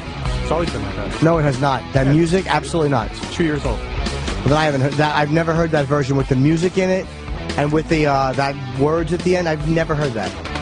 Yeah, so as far as I know, we've never gone into a piece of production and then changed that Uncle Paul bit with the Jordache music. It's always I've never heard that, dude. I don't remember either, but none of us do. That was changed. Did Sal do that? Yeah, it was Sal. Well, but I asked him. No, he didn't. No, we don't go in and edit bits after they've already been on the air. That's horrendous. No, that's just how it's always been. Oh, I never noticed it. I mean, I never heard it. Thanks. I think you should pay more attention, Jim. I do. No, you don't. I promise. I'm always here. Bell's on, ready to go. I know, this song is fun. Is the guy here? Yeah. That's him. Yeah. Yeah, Joby. Let me get a couple bites in. I think that's him. Let him wait for a second. He's gonna fly like a bird. Oh, there we go. How you doing, sir? Right. Take a seat right there. That's it. You have the look. Here's the look of a guy who's gonna do something crazy, like a Daredevil kind of thing going on. Thanks. Yeah. Yeah, I've been getting that a lot lately. Oh yeah. Yeah. Well, this is quite amazing. Well, we got to start with how do you pronounce your name? Joby Ogwyn. Joby Ogwyn. All right. And you're going to jump from the top of the Mount Everest. I am. I'm going to try. That's like a few stunts in one. It is kind of like a few just stunts getting in up one, there is kind of a problem. Yeah, let's start there. You've been to the top a bunch of times, right? 3 times, 3 expeditions there. This is the 4th one, yeah. The youngest guy ever to do it, I heard? Or I was the youngest American. Oh, they have subcategories? Oh, yeah. It's like, oh, that's it? Oh, youngest American. No, of course that's incredibly impressive. But you also did it without oxygen? I tried it without oxygen. I got within about 300 feet of the top and had to turn around because a storm was blowing. But wow! But I had gone from base camp to almost the top in like 10.5 hours. So I was doing a speed ascent without oxygen and solo. No Sherpas, no ropes, none of that. So no ropes? No ropes, yeah. Just free climbing everything. Yeah, so it was even I didn't get those last few hundred feet, it was still probably one of my more impressive. But who else was up there? Couldn't you just say you did it? The Yeti was up there, you know. Oh, man, the Yeti, yes. It was like the Yeti. But without ropes, I mean, how dangerous does it get? How narrow do some of those areas get when you're climbing? Well, this was on the north side, so it's kind of the north face. So everything's a little bigger and more wide open. The south side, which I'll climb for this particular project for Discovery, is a little more narrow and sharper on the ridge. So it's definitely hard. I love Mount Everest stuff. So how many people die a year doing this or attempting? Oh, plenty. Do they have an actual number? Die every year. Yeah. I mean, there's never been a year that people haven't died to the top. And they're also talking about finally cleaning up the bodies. Yeah, well, it's kind of hard to do. Yeah. It's kind of hard to do anything at 27,000 feet, you know, where they're at up there. So it's kind of hard to justify spending a bunch of money and risking guys' lives. And you've obviously seen the bodies, right? They're well marked. They're actually used as markers. There are some that are used as landmarks almost, which is kind of sad. Yeah. But true. Yeah, make a left at Ed. It's kind of frightening. Left. It's like old blue gloves and green boots. There's a guy green boots. I've seen green boots. I forgot some website did a whole thing on a lot of the bodies that you see as you're climbing. I couldn't believe it. Yeah, I mean they're frozen and wedged in there pretty good. So it's more like just don't disturb them, and But the one green boots guy, you have to actually step over him to get where you're going. Well, so. Why wouldn't people move him to the side a little bit? He is moved to the side a little bit. He's kind of in what they call the cave area, which is a place, it's kind of a protected place. But what you see is a lot of these guys, they just get exhausted. They make it to the top or close to the top, and trying to get down, and they just sit down in the snow and they just fall. Which is harder, getting up or down? Because getting down seems like it would be harder because you can't see where you're putting your foot. That's kind of true. The only thing that keeps me going down is the motivation of usually having gotten to the top. You're kind of stoked that you made it work, so you're excited to get back down and get out of there. Now, Green Boots has a family. Like, they never try to figure out how to get his body down? Yeah, I mean, they might have, but I mean, I know other people who have tried to do that, but it's just you would have to spend the hundreds of thousands of dollars, and if you don't have that kind of money to be able to do it, it would be a massive undertaking because you'd have to. Yeah, I mean, most of these guys are very close to the top. I also hear that people die because there's like log jams and stuff. Well, that's the problem in the last several years is there's way too many people up there, and 99 out of 100 of them shouldn't be there in the first place. Wow, really? And there's a lot of people that are holding you up, and you only have a certain amount of time, and then there becomes some kind of logjam as you're waiting for people to come back down from some of these narrow areas that you have to get through. Yeah, right up near the top is where it really gets tight, and unfortunately, there's just too many people doing it. But the country needs the money. They're one of the poorest countries in the world. That's one of their main revenue So streams. they're just like, hey, anybody, give us money. Pretty much. How much does it cost? Like, let's say we want to do it. How much would it cost us? The cheapest you're going to get is like, $30,000 a person, and you're not going to be having a very good time at base camp because you're going to be eating rice and lentils the whole time. Wow. It's not a high end trip, but if you want to go and do it the right way and have the best support, it's 65, and up, $65,000. So, for us, hopefully, we'll be able to be a really tight, fast, lightweight team, and we can be well ahead of most of those guys. One more question before we get into your stunt: how long can you stay at the top before you really got to turn around? The very tip top, if you got plenty of oxygen, you can stay for, a couple hours at the most, But most people, when you realize you get to the top, you realize how far away you are from everything. And you just want to get back down. You get a few photos, and then you're out of there. What's the average stay time, like 15 minutes or so? Something like that, 15, 20 minutes, probably like that now. I stayed up there an hour one time. The first time I actually did it because we just had such perfect weather. I was enjoying it. And describe that. Describe the feeling of being up there for an hour, more or less by yourself. I mean, some people are coming and going, obviously, but I was goes really through your mind? Because the first time I did it, actually, all 3 times that I've been up there, I've found myself alone or with just 1 or 2 other people. So I had a really nice experience in that. But the feeling is great because you're as far away from everybody and all your problems and issues and normal life as you can possibly be. So that part of it, at least for me, is a really great feeling. Just you're just away from everything. How big is the area up there? Like you said, there's a couple of people. Like when you're standing on the tip, how big of an area do you have? If you're standing on the tip top, it's like a little snow cone. So 2 people can stand on the tip top. But if the area right below it is actually where I'll be and where I'll jump from. So it's pretty big. I mean, it's a couple, maybe 3 or 4 times the size of this room. How far is that from the top of the snow cone? It's right there. As soon as you kind of walk down a little bit, it expands out. So the area, can accommodate lots of people. It's just that the area below that, to get to that top, the little ridge to the summit, is very tight. 300. I'm still stuck on 300 feet. So you can look up and just see it. And how much longer would that have taken you? That's the problem. At that altitude, it doesn't sound like a very long distance. It's not. I had actually done all the climbing. I just kind of walk across the ridge, but it would have been an hour and a half or something like that, minimum. Yeah. Minimum hour and a half to go 300 feet at that height. Climbing without oxygen all alone, yeah. An hour and a half? Why? Do you just get completely out of breath really quickly, or? You just, you're kind of in slow motion. You start to hallucinate a little bit. You kind of seeing things. I was watching little gremlins crawling around that obviously weren't there. Whoa. So your mind's playing tricks on you a little bit. Yeah, maybe they were. I've seen a Yeti, too. Yeah. The Yeti. Or his North American did you really cousin, see a Yeti, the Sasquatch. No, I've seen Wait, him. he said he saw a Yeti. I thought you were just joking about that shit. Everybody always thinks I am, but it's totally true. 2004 in Tibet, I was climbing the 6th highest mountain in the world. It was a full moon. Walked right out of my tent. There he was. Come on. A Yeti. And what'd you say? I say a Yeti because I think he's not the Yeti, because there must be more than one, but it looked like a little bear. And then... So why wasn't it just a little bear? Left. Well, the reason I realized it wasn't a bear is because it sat there for about 10 seconds. And then... Drove away. I couldn't believe what I was seeing. I was like... But when it left, it took one big leap, and it jumped over a mountain of rocks that must have been 300 feet high. So it just, disappeared. Whoa. Sure it didn't fly? It looked like it was flying. I was standing there with 10 other people, though, so it wasn't like I was crazy. It didn't jump 300 feet. It looked like it took 2 steps and went...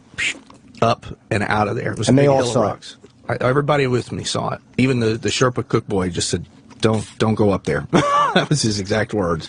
So they all believe in the Yeti, the Sherpas and stuff. Oh yeah, Yeah, I mean, They're I not think it's a dumb real They're animal. not dumb people. No, they're not super educated, but they live in an area where They these know their animals surroundings is obviously what I are. mean. Yeah, they know their surroundings, sure. And they believe. Yeah. And you believe now. I'm a believer now. Yeah. William Shatner saw one of those. Yeah. He was on the wing of an airplane. I swear. Was the air thin when you saw the Yeti? That's I what got to everybody challenge asks on me. this a They're little like, bit. They're like, I knew I let the can out there on that one. No, I was at base camp, so it wasn't like, we weren't. But I had summited twice on this mountain, and I had just done a speed ascent, and it was a full moon. But, it was a strange thing. Actually came up and shook the tent I was in. We thought I was sitting in there with having dinner with like 10 or 12 other guys from Spain, friends of mine, and something grabbed the tent, started shaking it, the corner of the tent I was sitting in. And we thought, oh, it's a buddy of ours. Somebody's going to walk in. And when nobody walked in, we were like, what the hell was that? So we walked out of the tent to go and look at, and everybody was kind of staring at it. I was like, what are you guys staring at? And boom, there it was. How big? It was big. I mean, it was crouched down, and it seemed to be about like that. That's about what, 4 feet? 4 feet high. I think crouched if it down. stood up, it'd be a lot taller. At first, I thought it was a yak because they bring in these big furry yaks to carry all the equipment out at the end, and it was the end of the expedition. And then I quickly realized this is not a yak. You got to shoo it away. Don't come back. I was just curious what it wanted. I mean, it was like dinner's over. That's fascinating. All right, so let's get to this thing. You're going to jump off the top. And you're going to use a wingsuit, we were hearing? Well, I'm going to use a lot of different equipment to get up and get down, but the wingsuit is kind of, the main piece, and I'll have some accessories that'll allow me to jump off the top and then land at the bottom. Those are things I'm kind of keeping secret right now, and you kind of have to watch the show for that. But the main flight Springs? A few springs to push out a little further? Giant ladder. Right. As much as people want to try to figure it out or speculate. Have you done a lot of wing suit jumps? I've done a lot. Well over 1,000 now. They look scary, man. It is. It can be. Are you in some of those videos where they come flying over your head? Oh, yeah. Yeah. You've done all really that. Close to that stuff, yeah. Terrain flying. How do you flying control over the that? Because some of those guys it looks like they're barely 20 feet off the ground when they're going flying over their body, their buddy's head or something. Yeah, I mean, you can be a lot closer than that. I've seen guys and been within inches of stuff, rock formations and stuff like that. But the suit, people don't realize how in control you actually are. I mean, you're like Superman in the suit. Amazing. You think, I want to go over there, and you go. Now, you can't just put the suit on and start doing that. It takes years of training and jumping out of aircraft and figuring it all out. And it took me a long time, and I'm pretty on it kind of guy, and it still took me years. And I still learn stuff every time I jump now. So it's a long process if you want to do it safely and successfully. Now, without giving any info on what you're using, are you going to need something besides just running and jumping off the top of a mountain? Because I would assume you're not going to be able to get away faster than you're going to fall into some real estate. Right. Okay. No, that's true. That's true. Okay. The mountain is shaped. It doesn't have a perfectly vertical cliff that you can do a normal base jump off of. So what I'm going to do, I'll definitely have some accessories that'll allow me to get out and away from it. Interesting to see. And the air's thin. That's going to affect some Will that help or hurt? Yeah. Well, it's funny. I thought that you would just kind of fall out of the sky. You'd be swimming a little bit. But I did a test jump in 2010 out of an airplane and jumped from almost right at the summit level, right next to Everest. Like I just flew right next to Everest, and I flew down and landed at the base camp, and all the equipment worked great. There's some equipment I'll use that I haven't used that I couldn't test there, but we tested it here in the United States. So it's a cool system. It all works together. It's the coolest science, technology, James Bond style stuff. How do you practice for something like this? Like that, jumping out of planes, I guess. It's a lot of jumping out of planes. Right. Mostly. Yeah. Helicopters, all that. Right. We're amazed with this guy. I'm sure you know who he is. What's his name? Alain Robert or? Oh, the Spider-Man. The French guy who climbs with no equipment whatsoever, just a little bit of resin or whatever, rosin for his hands. And I'm sure you could do that if you can climb with no equipment on Everest. Well, I always like him because he's one of my heroes. He actually friended me on Facebook not too long ago, and I was watching him on the news just the other day. He's a cool guy. I always wanted to be able to do something. He's one of the guys who's inspired me to do what I do now. Do you think you could do that? I don't think I could do it. A lot of what he's done. If I trained for a specific building, then yeah, I could do that. But I mean, he's amazing, and to do it without any safety, I'd at least like to have a parachute on or something. Right. Yeah. Yeah. Just in case. What have you done in the past that's like, holy shit? Well, I mean, I've done a lot of different television projects and shows and stuff, and most of my specialty was learning how to do stuff really fast. So I had a show at one point where I had to learn how to do something in like a week. So it might be like big wall mountain climbing, race car driving, bull riding, bullfighting, things like that. So extreme whitewater kayaking. Having a background in climbing helps a lot, or, parachuting or skydiving or base jumping or wingsuit flying, all that stuff. It's all stuff you have to learn, and it all happens quick. Right. So you can dig your finger. I'm always amazed at these guys. You dig your fingers into this little teeny crack in the rock, and you don't fall. Yeah. It's all about training. Yeah. You must have very strong hands. I used to. I'm getting a little older now. I'm not as fast or strong as I used to be. That's why you're doing Mount Everest. Yeah. Actually, jumping off would be easier than climbing down, though, right? Oh, yeah. I mean, I'll be down in like 10 minutes. My camera crew, those guys will be, 2 or 3 more days to get back man. down. So I'll probably be here back in New York before those guys get back to base camp. Yeah, right? Oh, that sucks for them. Yeah. Now, getting the equipment up there, that seems like a lot of extra weight. It's a lot of extra stuff going up there this time, between cameras and extra suits and all the extra stuff that we have. But I've got a great Sherpa team that's going to help me get all that stuff up there. And how long is the shoot up there? I mean, you got to figure you got to get this all done within an hour or two tops, We've right? got 2 hours for the live show, and it starts. But I mean, to as shoot the we whole get thing. I mean, you're not going to have a lot of time to make sure you get everything right. Yeah, how are you doing a live show with weather? Well, it's just pretty simple. We just don't announce a certain date until we know that we're getting really close. Right. And you got to start climbing like 3 or 4 days ahead of when you want to get there, so people will have a pretty good idea. That's what it's going to take you with the equipment and everything from base camp is about 3 days? Yeah, probably 3, maybe 4 days, depending. Our weather reports are really, really good, so the weather tells you kind of what's happening about a week out. Yeah. How narrow? Don't you guys sleep on fairly inclined areas when you're way up that high? How inclined is something you'll have to sleep on, or an area? There's several nice flat places, and they have 4 camps. And the first, I'd say 3 out of 4 are pretty, and kind of like these big shelf kind of areas. But the third one, Camp 3, is actually on what they call the Lhotse face, which is this big 4,000-foot face that's ice and rock, and it's not a friendly place to be or a fun place to be at all. Yeah. So how do you sleep there? Basically, between me and my team, we have to you build a platform. So if you've got a big incline, you have to kind of chip that platform out. So it's a lot of work up there.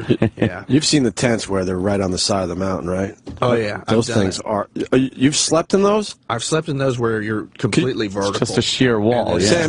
Sam, show Jimmy if you... How do you sleep like that? What do you got to do if you got to pee? Where do you walk? I don't know how you get... That's a good question. I don't know how you get a good night's sleep. I can't sleep well in my bed. I have sleep apnea. Can you plug in a machine up there? You got to see these tents on the side of mountains. It's unbelievable. Yeah, I've seen these things. It's just pop one of those up. Portal edge. Oh, that's how you sleep. Yeah, I've done that. You've actually done that. That is nuts. Isn't that crazy? It's all just hanging. It's a weird feeling to be up there like that. Yeah, with nothing underneath you. And then you wake up in the morning and realize, oh my God. All right, I'm here. Drop a deuce. Yeah, because you probably have a dream like you're in bed or home, and then you wake up like, oh, that's right, I got to Look at all these tents set up. Where do you go after you wake up? How do you climb that? How do you clean up everything to continue climbing? Jesus. That's one thing about that particular type of climbing, especially, is you have so much equipment. It's just like you have to have all that stuff. Amazing, yeah. But the last thing you want to hear is you better hope that's a good strong tent bottom, right? The last thing you want to hear is rip. You're probably also, in addition to having the tent attached to the wall, you're probably attached to the wall as well, right? So if the tent rips, you're okay. Yeah, there's, as you can see from that photo, there's lots of safety lines and stuff. So I don't know, man. You're sleeping on the side of a rock. It's not natural. Yeah, that's crazy. We got a couple phone calls coming in for you. Let's say hi to Sean in New York City. Sean. Hello? Hi. Go ahead, Sean. How's it going? I was just curious about the diet that you guys go through as like super athletes. since you're climbing up a lot, and a buddy of mine and I, we were discussing whether or not you eat fast food. I just want to know how you felt about, like, Wendy's. I actually like Wendy's. No, I live in Southern California, so it's pretty easy to eat healthy, but there has to be a balance because on expeditions especially, you're not always able to get your wheatgrass and stuff like that. So you got to be kind of flexible with that. Yeah, well, you're probably not going to like Wendy's nuts to slapping off your chin. I'm punching that. What do you need? What do you look to eat if you're looking for the energy you need to climb up a mountain like that? I'll have pretzels. Not you. Jimmy. That's a good question. The answer usually disappoints people, but Snickers bars and Coca-Cola. Really? That stuff actually works, huh? It does. Coca-Cola's great. I mean, that's the original energy drink. And But how long does it last you when you take a Snickers and a Coke? How much will that give you before you crash, a sugar crash? Well, the thing about like high altitude climbing is that your body starts shutting down a little bit anyway, so you start to lose your appetite. Your body's trying to survive. It won't your digestion and all that. Everything changes, so you're not as hungry. It doesn't take as much. Let me say hi to Jim in Ohio. Jim. Hey. Hey, how you doing? Good. Hey, I got a question for your guest. I watched this show one day when them guys were doing that fly suit thing, and they all went flying underneath this bridge. But one of the dudes hit the bridge, and I'm just wondering if this is one of the guys if it was his friend or if he was with them. I know the guy who hit the bridge. I didn't know him personally, but I know the guy who was with him because he's my best friend. Wow. Jerry Corliss, yeah. And Okay, yeah, some blood went on that guy. It was his buddy, man. It's pretty bad. yeah, that was a rough one for Jeb, I think, because he survived it and his buddy died, and yeah, that was a bad one. What happened? They were flying under a bridge? They were trying to go over a bridge, and the guy actually, one guy cleared it, and the other guy hit the bridge. Yeah, it was a pretty bad scene. That was several years ago. But, it's the one good thing I would say about that is the technology of the suits has gotten a lot better. Yeah. That guy, he just timed it a little bit wrong. The new suits make it safer. He could have kind of popped up and gone away if he had had one of those. Damn. Who knows? But I mean, anytime you're flying, a man flying is not right. A man flying close to stuff is, dangerous. It's inherently very dangerous, yeah. Speaking of that, Rob in Mississippi, go ahead. Hey, fellas, how you doing? Good, bro. Yeah. A question I had for you, this is perspective, really. I don't know how the Freedom Tower is, but, for example, if all things were perfect and you left off the Freedom Tower, how many city blocks could you travel in this suit? Or can you measure it that way?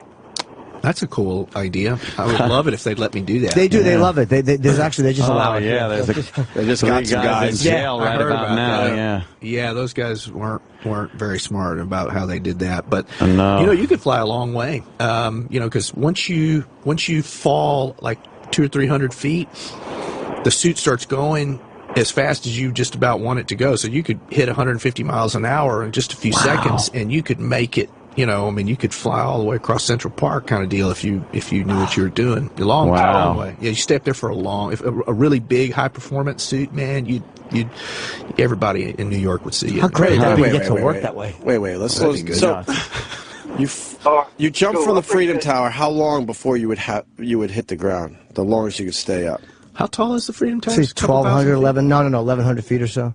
Oh, that's it? 1776. Oh, that's the very top of the spire. Okay, yeah. I would say you could fly for half a minute at more before you'd even pull the parachute, which sounds like a short period of time, but it's a long time if you're flying. Yeah, if you're flying. Maybe more. I mean, I know you can jump off a 2,000-foot cliff like what we do in Switzerland just for training and easily fly for close to a minute. Wow. So you would jump off the Burj Tower. I'm obsessed with that tower in Dubai. You would do that in a second, right? Oh, yeah. I was actually over in Dubai hanging out with some guys that work for the Prince, the Crown Prince, because he's a skydiver, and he was in love with skydiving, so he built his own drop zone there. Why wouldn't he?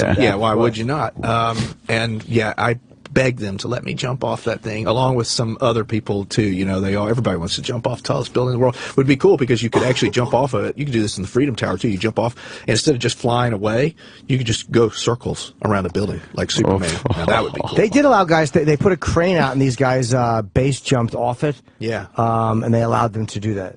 Yeah, that you know why? Because the Crown Prince gave him permission to do that. That was the Crown Prince's #2 guy who I met and asked if I could do it too. He's like, "Nah, we're saving it for me." You know. So yeah, Nasser, good old Nasser. How weird is it though, to be a guy who looks at that building? Like I look at that building, like, oh, it's so scary, and you look at it and go, like, oh, I'd love to jump off that. Like, what a different mindset that is. Where does that come from? Yeah. Always like that, even as a kid. Were you doing the bicycles off the ramps? I was. Yeah, I was definitely doing bicycles off the ramps. You know, I was definitely. When I was a little kid, I wished that I can remember thinking this. I hope I live long enough that the technology is so good that we have a suit that can allow you to fly. Yeah, so there I'm you go. living the dream now. Yeah. Let me say hi to Adam in Canada. A great question here, Adam. Hey, man, how's it going? All right. Good. Just wondering, you're going to be jumping from 30,000 feet. Generally, you've got to acclimatize to get up and down. How are you going to acclimatize? Because you're going to be, what you said, 10 minutes to get down. Well, the key to acclimatization is going slow. And obviously, coming down, I'll go fast. But the way that it works is you have to acclimatize to go high. But to go down, the faster you go down, the better you feel. Oh, so wow. So it's kind of the opposite in that way. Yeah, you got to get used to it on the way up each time. Right. You know, you hit another level, and then on the way down, it's just all good. It's all good, yeah. Didn't you used to have to go up and then back down a little bit? Is that still the case? Yeah, you don't just go up until you get to the top. You go up, you'll stay for a little while at like one of the camps, and then you come back down, and you rest at base camp for a little while, then you go back up and you go a little higher the next time. Wow, why? Because you just can't let your body won't take it all at once. Your body just won't do it. You got to do it over weeks and weeks. It's a really long process. That's part of Everest climbing there is really hard because you have to basically be there for 2 months. And who has 2 months to be camping? It takes that long. Oh yeah, yeah. Everybody who's trying to climb it is there right now. Right. I'll be a few days later, but I'm leaving in just a few days. But they'll stay till the end of the month of May, most of them. So you're leaving in a couple of days, and you're going to start your 2 months to get to the top. Yeah. Hopefully it'll be. I acclimatize a lot quicker than most people. The guys I'm with are all big time professional guys. Even my camera guys have summited more than one time. So we should be ready to go sometime in the first part of May and be ahead of most of those other guys who will summit like 25, 23, something like that. Yeah. How do you climb? Like, what kind of workouts do you do? You must have amazing cardio to be able to do that. Yeah. I do a lot of running. A lot of long distance running, run for 10, 15 miles. I do that, 2 or 3 times a week. And then I'm lucky, especially now right behind my house, I got these big hills that I can run on, hike all around. So it's mostly that. Spend a little time in the gym, but it's a lot of running. And how is there a test to know that you're acclimatized? There kind of is, actually. A guy, one of the greatest mountain climbers in the world, friend of mine from Spain, showed me this trick that once you kind of feel like I should be acclimatized, you take your boots and socks off, and you sort of press down on the bottom of your foot. And if the blood takes a long time to kind of move back into it, so like it should just so you push your thumb into it, it should stay white.